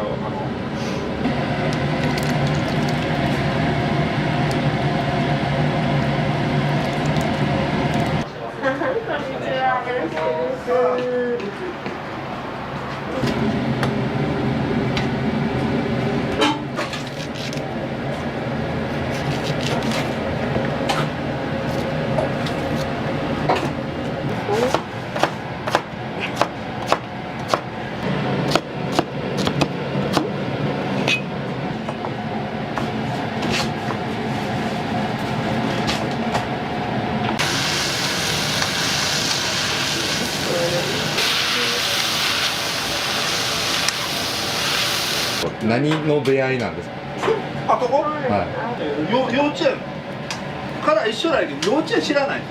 なんで北海道なんかって言ったらこの人の親の関係で転校が多かった。ほんで幼稚園一緒で小学校の時どっか行っちゃって、でまた中3ぐらいで帰ってきた。中3で一旦帰ってきた時にまた一緒やって、で、まあ、そこからもうまたそこから北海道行っちゃう半世紀一緒にいてるんですねそうでしょ言うたら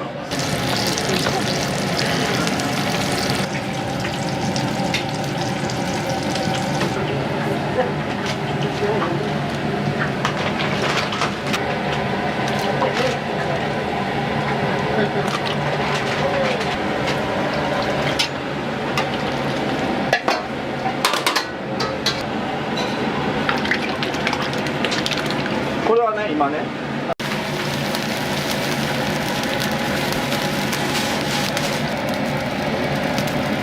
あんまり入れるとスープなんだね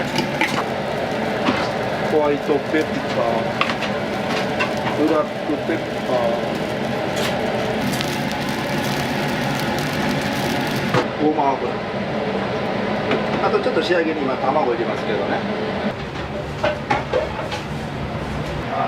細いなカメラ映らんでも細いです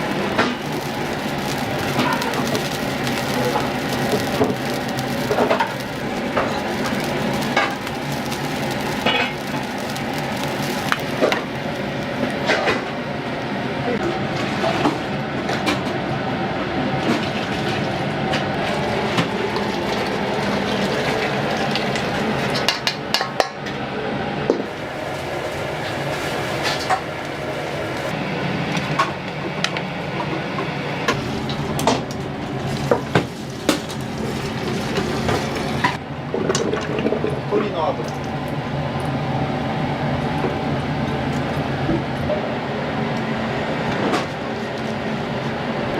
まあ日本でいうと煮豚とか焼き豚でもうちのはちょっとスパイス台湾の入れてるんでルーローっていうルーローハンとか使うちょっと味がスパイス的なちょっと八角の味がするね、はい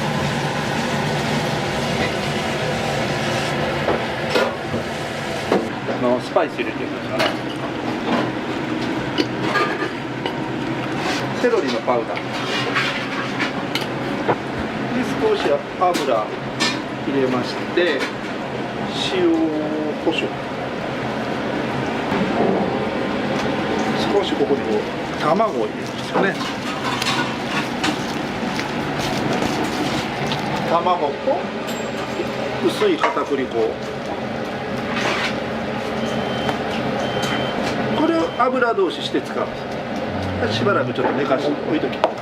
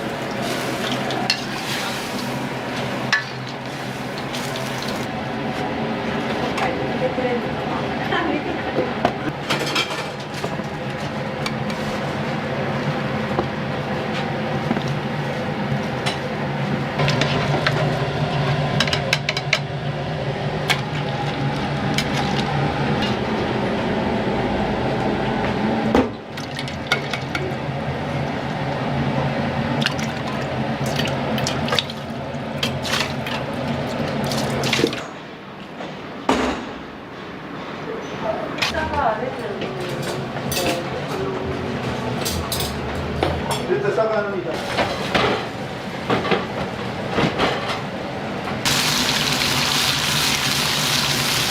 これは豚肉油通ししてるところです。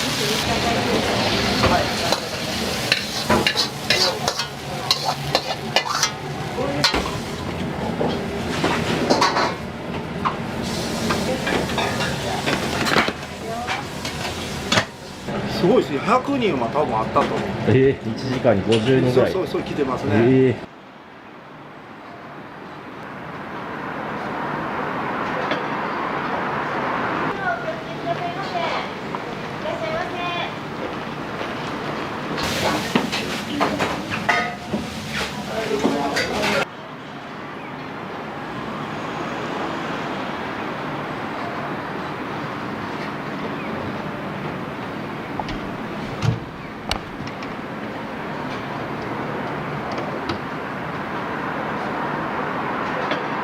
ごめん、台が1個通ってるよ。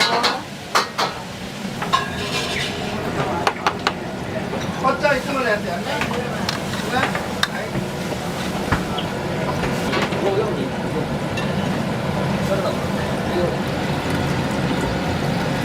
は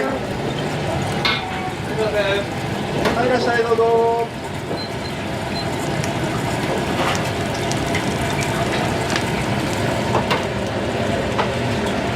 はい、3種ジャスミンとチープレです。チューブで、はい。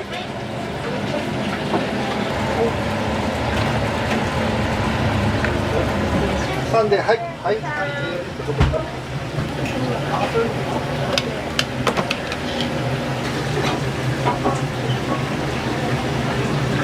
了解です。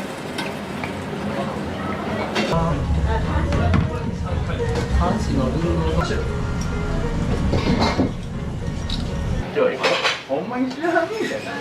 SFT やで。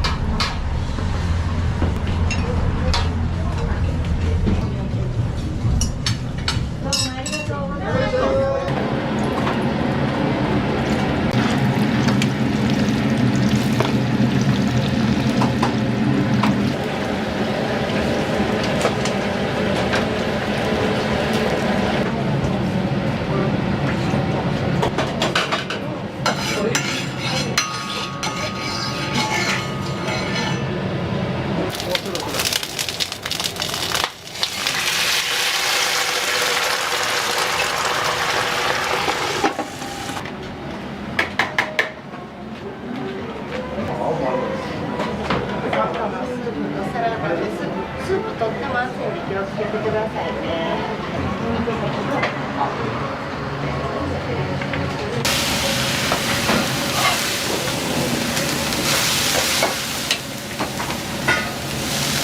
ごめんなさい、うずらを一つ。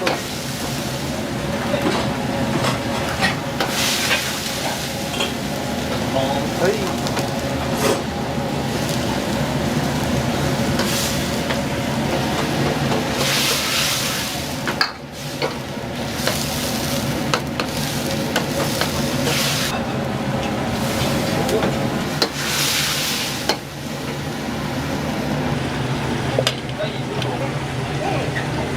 はい、上がりです。ごめんなさい、これも3種。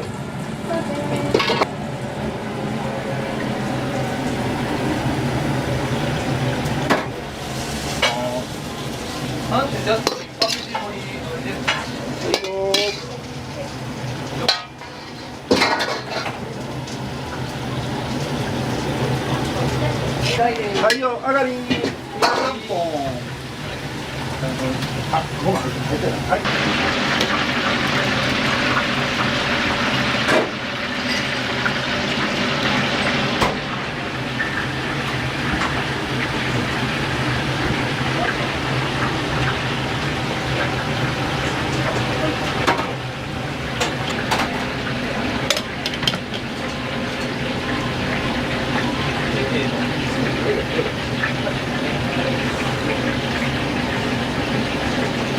はい、すいません、A です。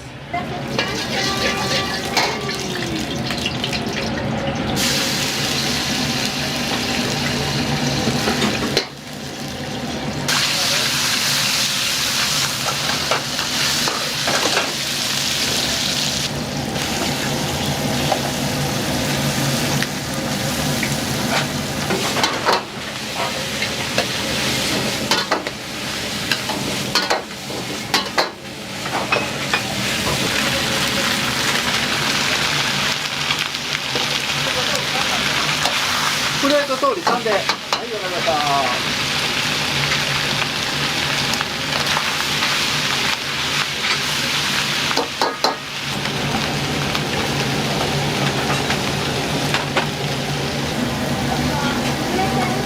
はいどうぞ。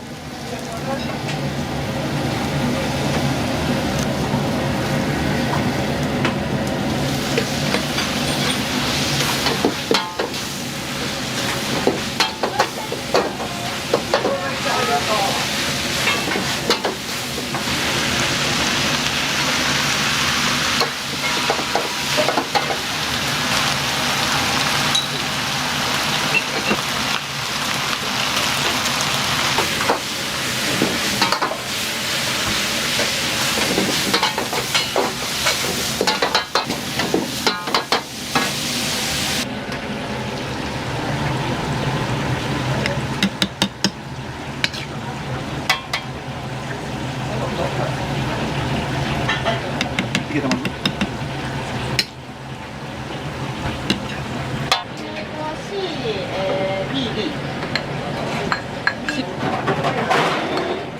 ちょっと僕さっきどっちかな順番的には順番的にはプレートが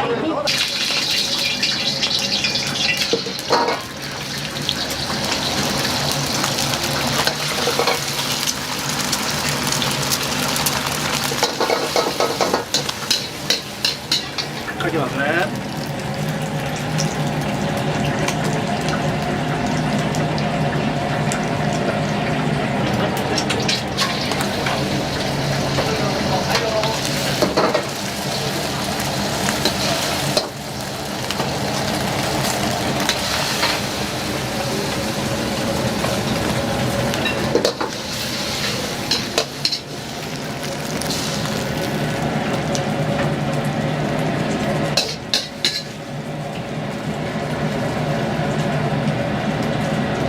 はい、上がりました。シューマイですよ。3種ね。はい。次プレートが3つ上がりますわ。あと2です。はい。これあと。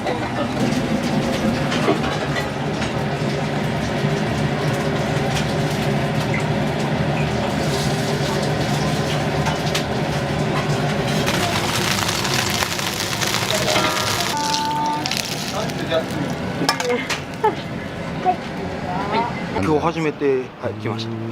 あいがけの3種と餃子、もう前から気になってて、やっと休みがあってこれたんで、結構スパイシーな感じですね。けど中華っぽい感じもあって、ただ餃子がめっちゃうまくて、それがびっくりしました。普通に餃子レベル高いな。最高でした。はい、美味しかったです。ありがとうございました。ありがとうございます。それは AC。AC。ライト。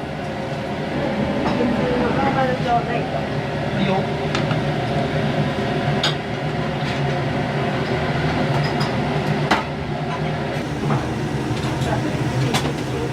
はい。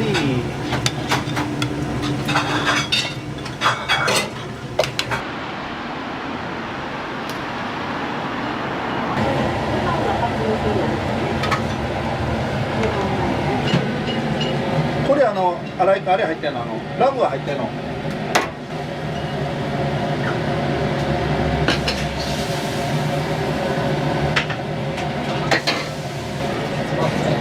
はい、おっちゃんの上がりです。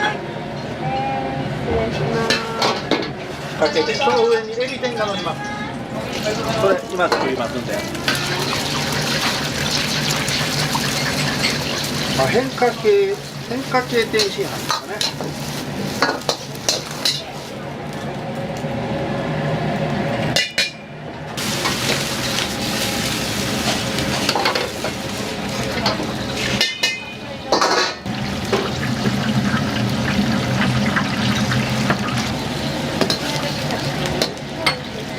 いや、なんでもうちょっと。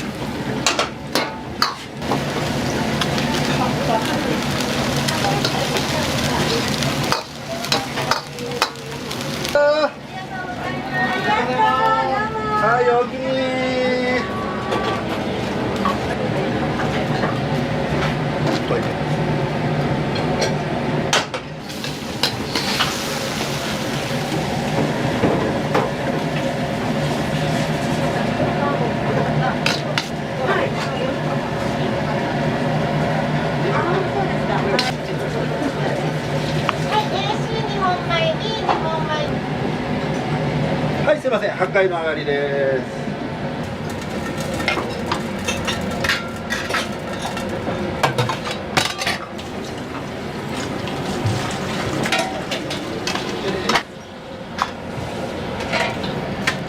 次おっちゃん行くからな。シューマイ残しといてくれてる。残ってます。はい、はい。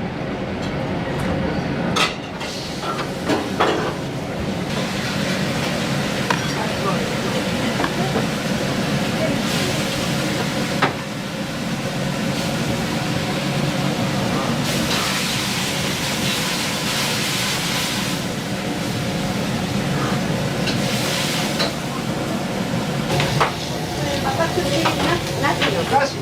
はい、わかりました。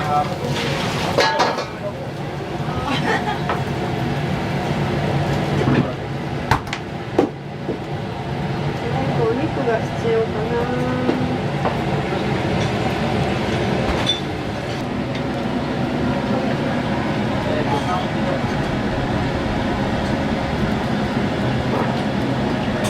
一つはね、はい。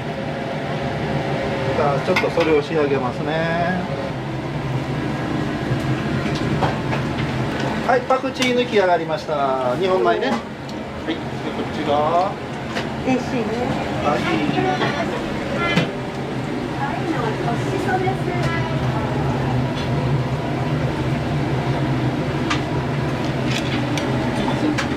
す。はい、上がりました。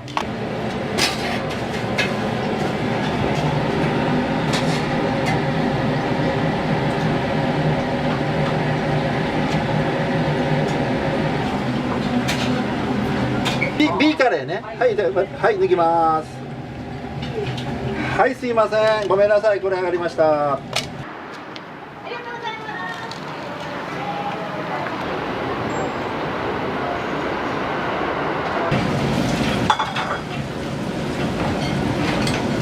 どうもありがとうございました。またお願いいたします。田村さん。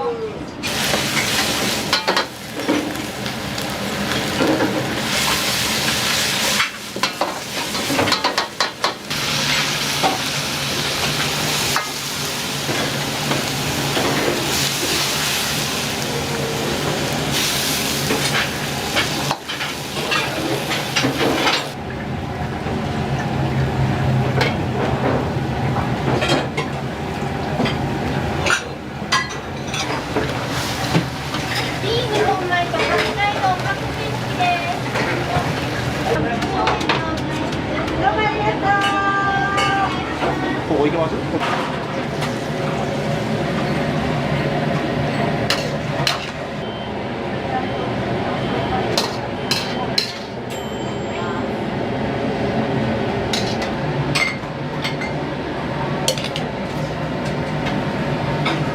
はい、味噌ちゃんぽん。はい、味噌ちゃんぽん上がりです。いらっしゃいませ。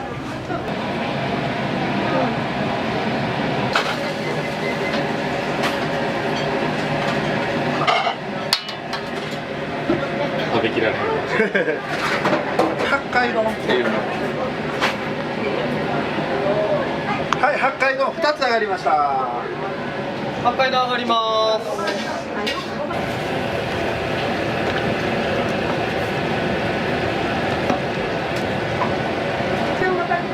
あ、そうでしょ。はい。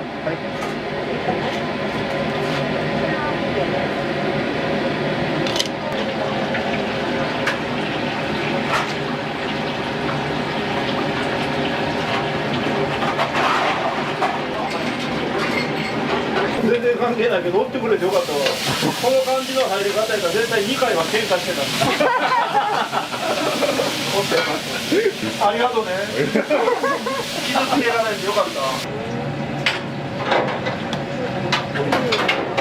それから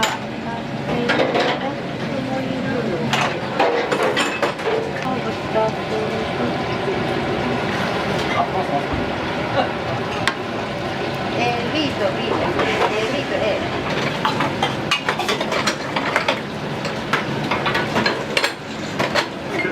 平井さん。はい、今気にしてますよ。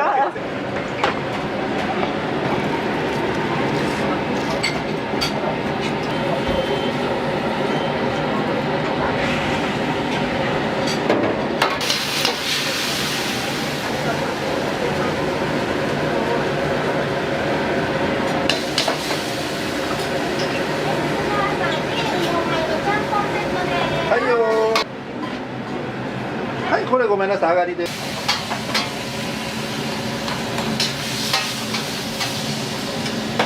あ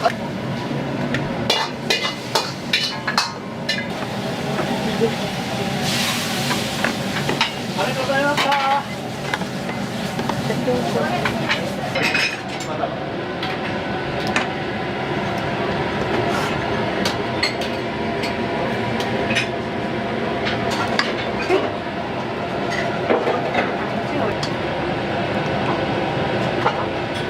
ジャスミン。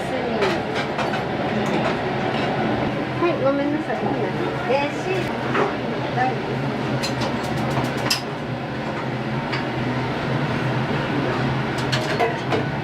はい、上がります。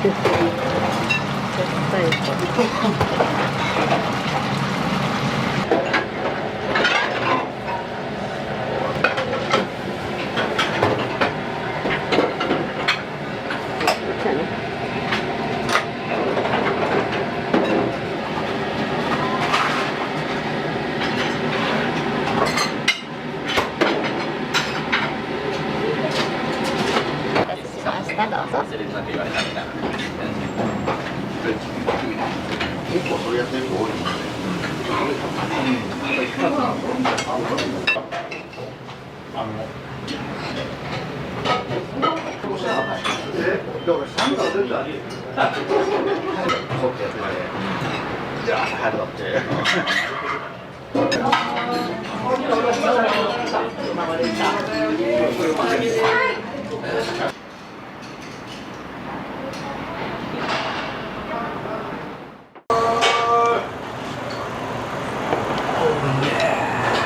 ご飯にめちゃめちゃ合うので、普段よりもご飯食べ過ぎちゃいます。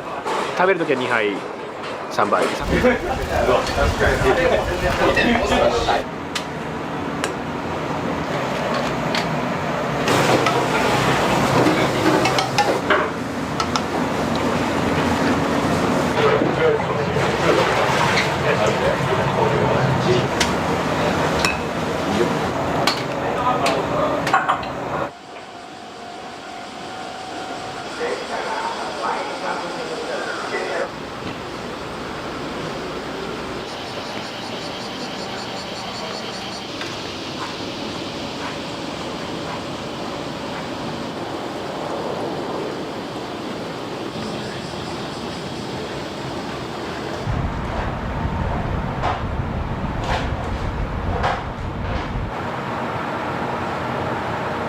これ今何を運んであるんですか？これが、豚骨ですね。げんこつと肩骨って2つの部位なんですけど、これを入れていきます。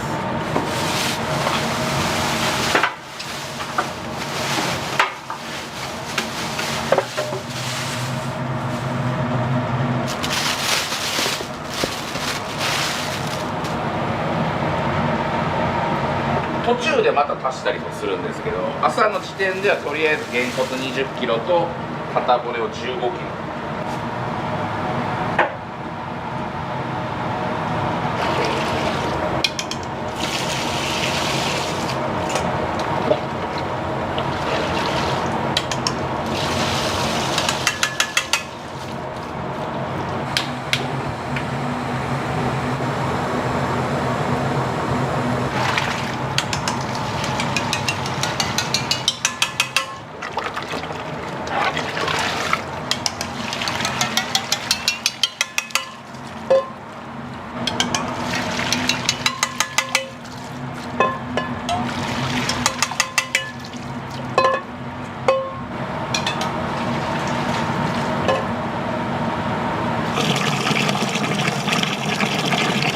こっちが要はお客さんに出す用のスープなんですよ。まあメインっていうんですけど、でこっちがサブで、こっちは昨日のガラが入ってるんですけど、それにまたお湯を足して沸騰させて混ぜて、まあスープをこっちでも作っていくって感じですね。常にこう2本炊き続けるんですよ。こっちが要は薄くなったり濃くなったりもするし、それをこっちで調整しながら一日営業していくようなイメージ。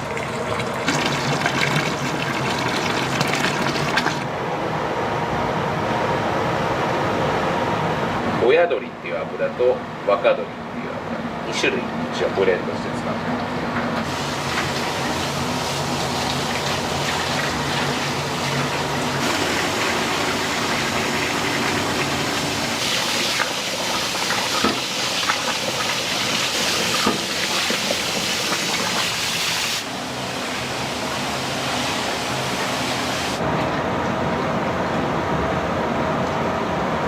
ご飯無料でついてくるじゃないですか。そうですね、はい。大丈夫なんですか。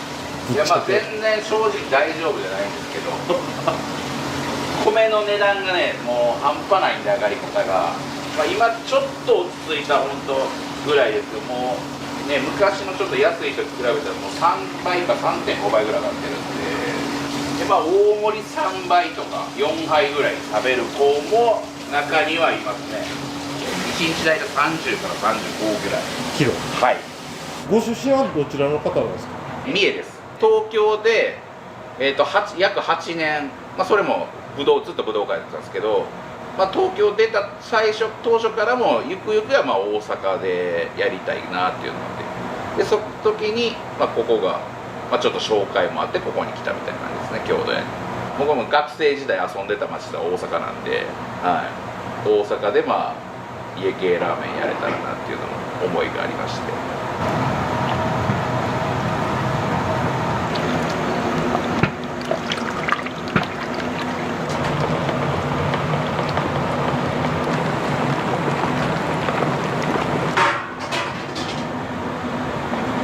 家系って言ってももう店によって全然味も違えば作り方も違いますし、まあ、要は使ってるそのガラとか、うちは鶏ガラ使ってないですけど鶏ガラをめちゃくちゃ使ってる店もありますし、もう店によって全然違います。うちの特徴は、まあ、鶏ガラをまず使ってないっていうのが特徴だと思うんですよ。結構使ってるとこ多いですけど、まあ、僕自身はあんまり鶏のラーメンがちょっとあんまり好みでなかったり、鶏を入れることによってちょっとなんか豚骨にあるキレっていうか、キレの味がなんかちょっとぼやけてしまったりまったりしてしまって印象があるんで、うちはまあ鶏ガラを使ってない。あとはまあ他の家系に比べてもまあ濃度が若干高めであって、まあ、癖になるような感じが強いと思います。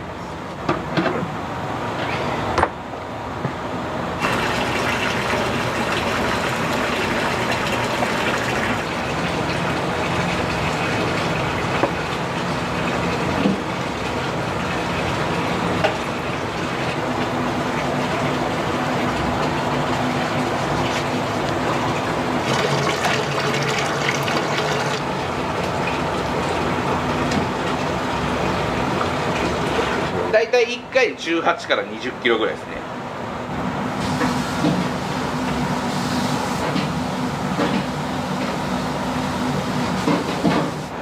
壁の写真は、基本的にこれ全部が同じ年じゃないですけど、近代の卒業式に食べに来てくれた写真ですね。だからスーツのコーラが多いんですけど、この間もちょうど8年ぐらい前の卒業生の子がポロッと食べに来てくれて、結婚しましたみたいなっていう報告をしてくれたりとか、そうやってまあ来てくれるとありがたいです。やりがいになるというか、すごく、はい。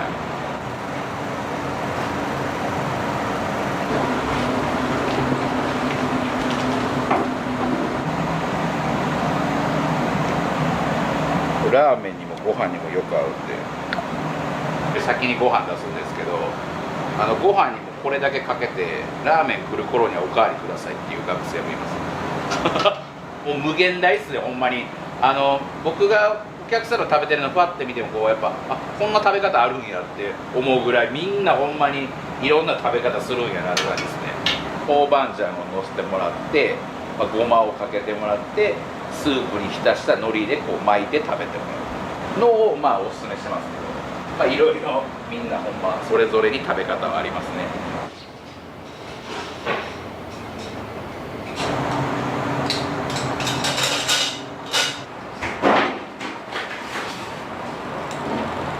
お、入れ。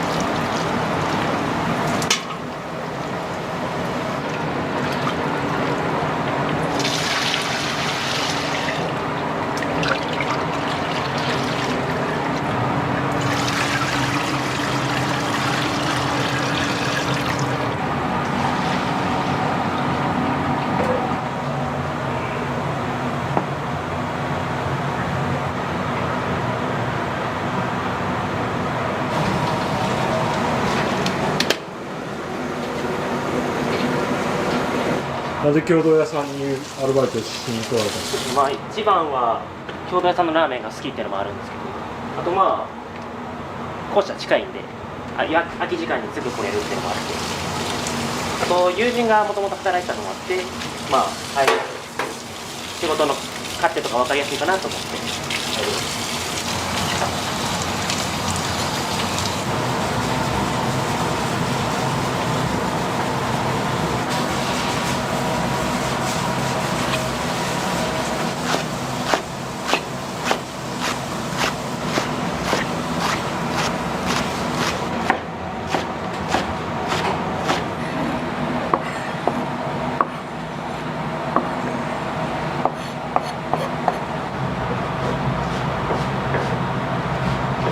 注文の仕方って決まってるんですか？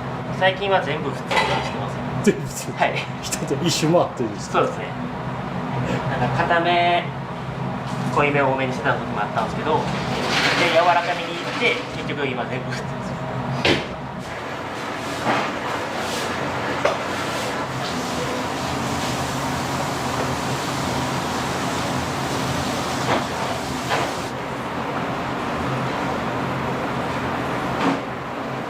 やっぱり家系といえば堺製麺っていうのは、まあ、もう一流のブランドなんで、それはもうオープンの時から使わせてもらってます。僕がもともと東京の武道家っていう店出身やったんですよ。でそれでその店は太麺使ってたんですよね。でそこから僕この共同屋で働くことになったんですけど、自分が作るスープに合うのはやっぱ太麺の方かな。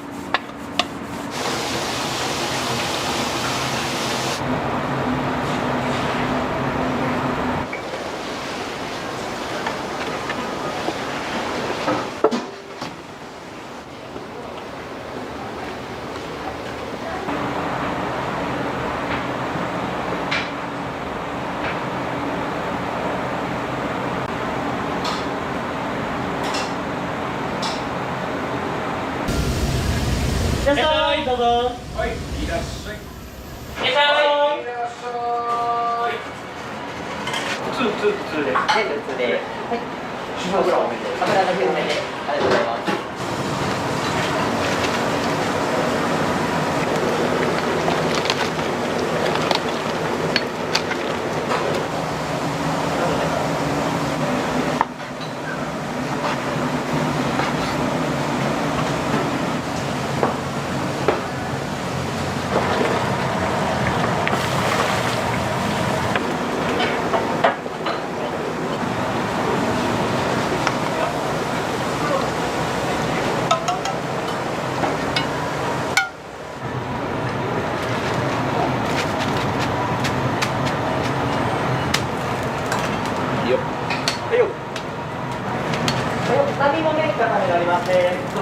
はい、どうぞ。ちょっといくね。はいよ。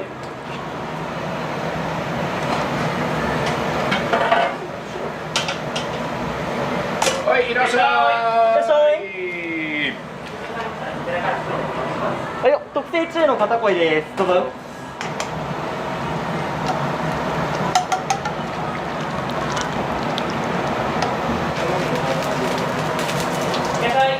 はい、いらっしゃい。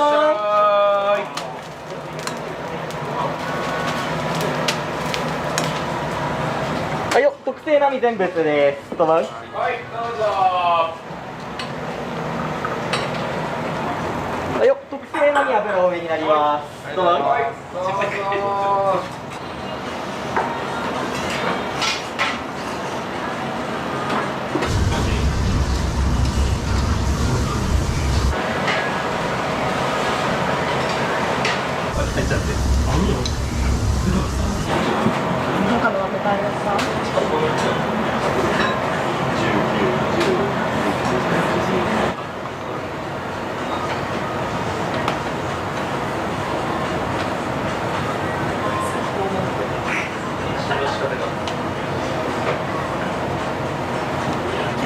き並ライスになります。どうぞ。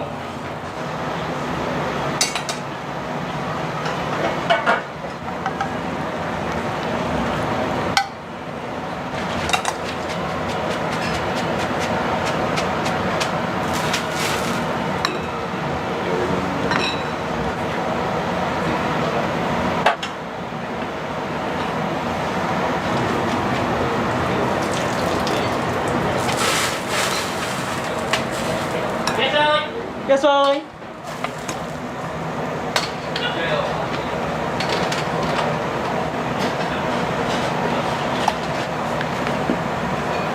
はいよ。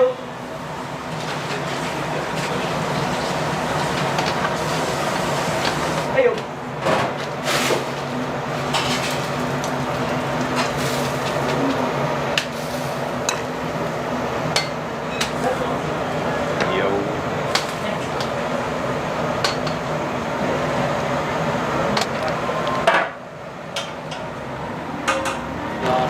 はいどうぞ。いらっしゃい。いらっしゃい。どうぞ。お待たせしました。飲みの全部です。どうぞ。はいどうぞ。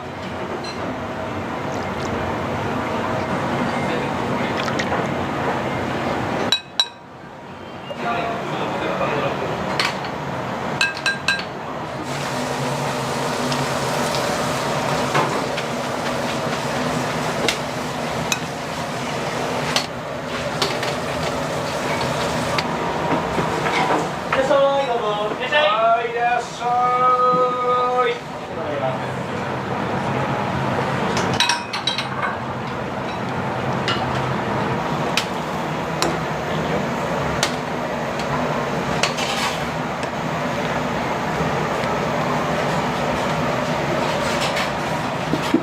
先にチャーシュー麺並み片濃い多め海苔味玉増しです。どうぞ。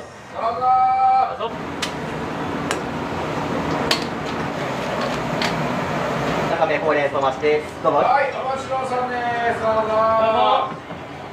ぞ。お好みどうしましょう。片濃い多めで。チャーシュー丼サイズ。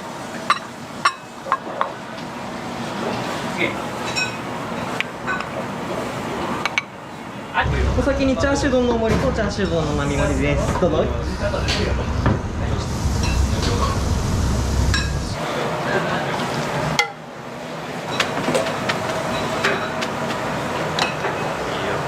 ちょっといきます。はいよ。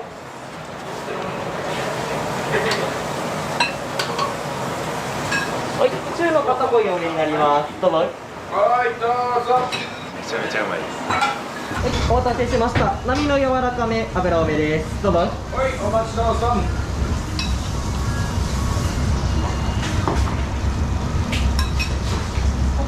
ご飯おかわりもね。はいよ、サイズどうしましょう。大で。大で。はいよ。はいよ、大ライスになります。どうぞ。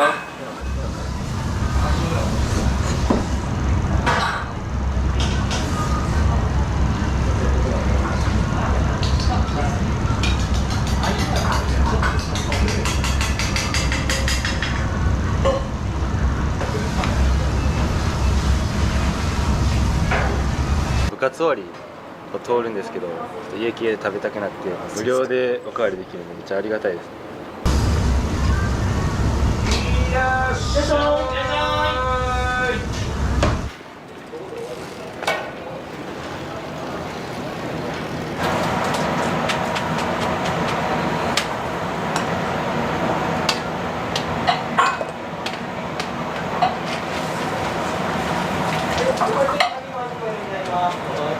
はいどうぞ。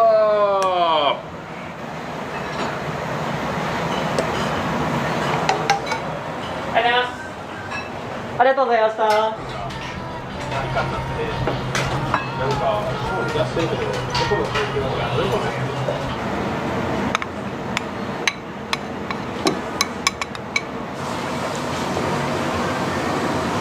いらっしゃい。いらっしゃい。新平 YouTube くれよ。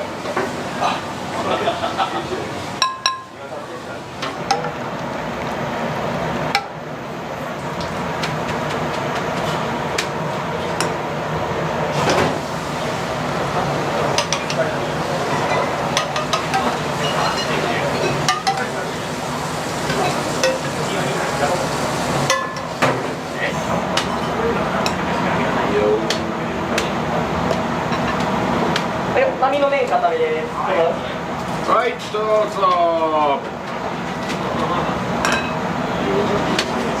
はい、波の固め濃いめです。どうぞ。はいどうぞ。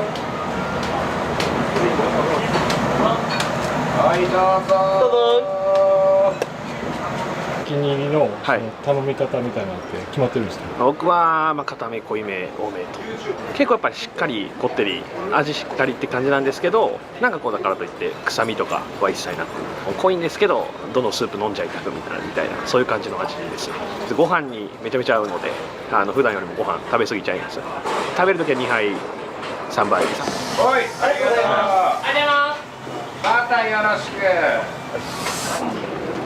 はい、お好みどうしましょう。片濃い多めで、ライス焼酎ライスどうしましょう。中で、ありがとうございます。どうぞ。はいどうぞ。イタリアイスに一つお待ちください。は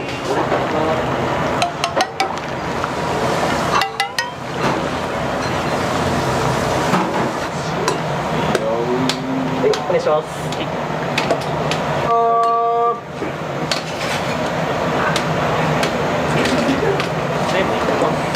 はいよ。あとやっておきます。はい。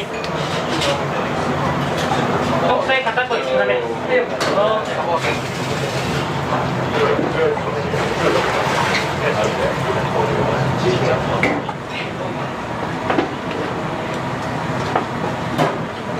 はい、皆さんの代でありがとうございます。はいよ。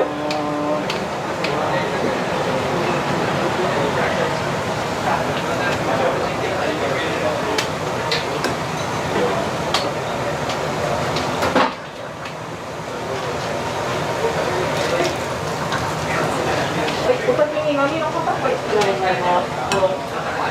はいどうぞ。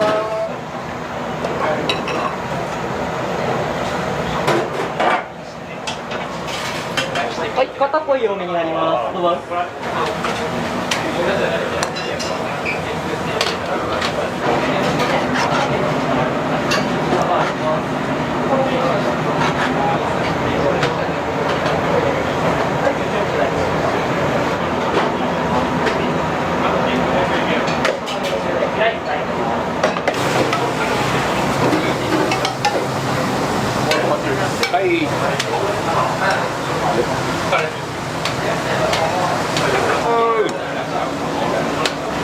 お願いします。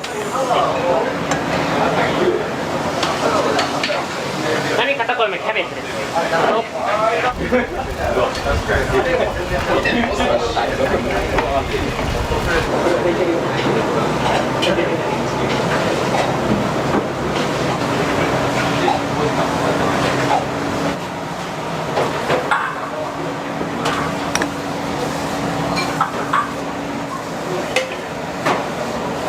お待たせしました。つけ麺並固め濃いめです。どうぞ。ありがとうございます。お先ライス。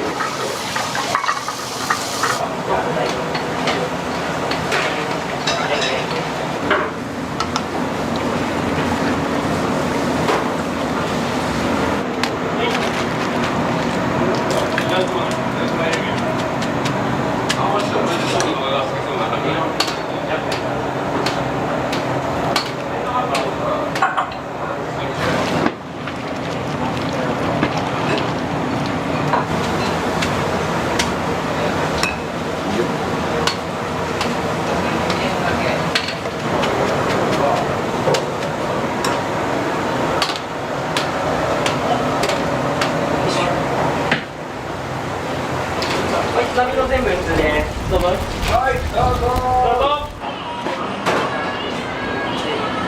お好みございますか。赤濃い普通で。はい。ご飯はご飯普通で。普通で。はい。はい。お先並ライスになります。はい。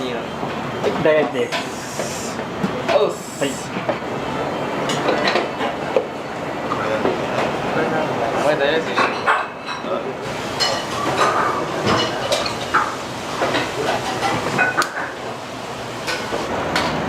はい。波の固め濃いめです。どうぞ。はいどうぞ。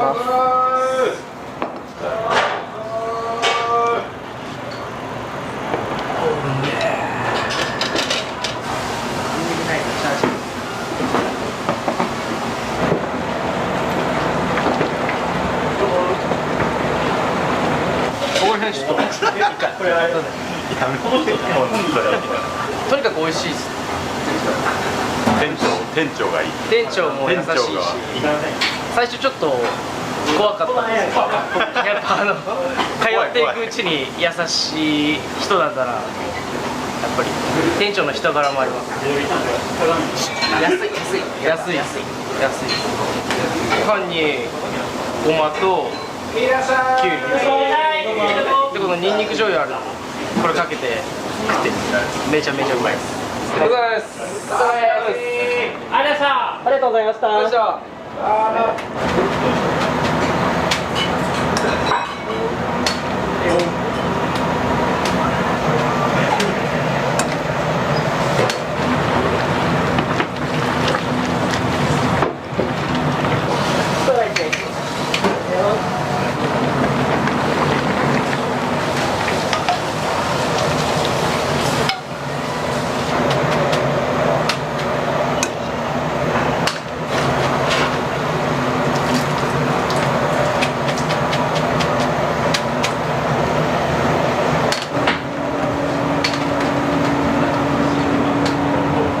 大の濃いめ透明になります。どうぞ。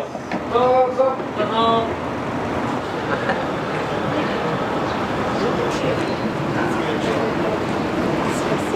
このラーメンは一番大好きですね。スープもいいし、でまたご飯が食べ放題、これが一番いい。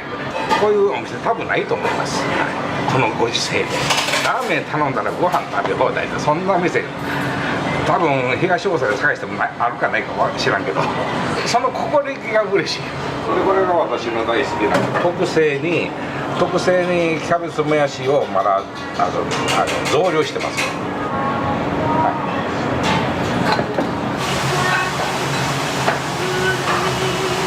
店舗だけじゃなくて大阪城のラーメンストリート、こういうイベントとかもたまに出たりするんですけど、もう毎回食べに来てくれる。そこ大阪城まで愛であふれてる。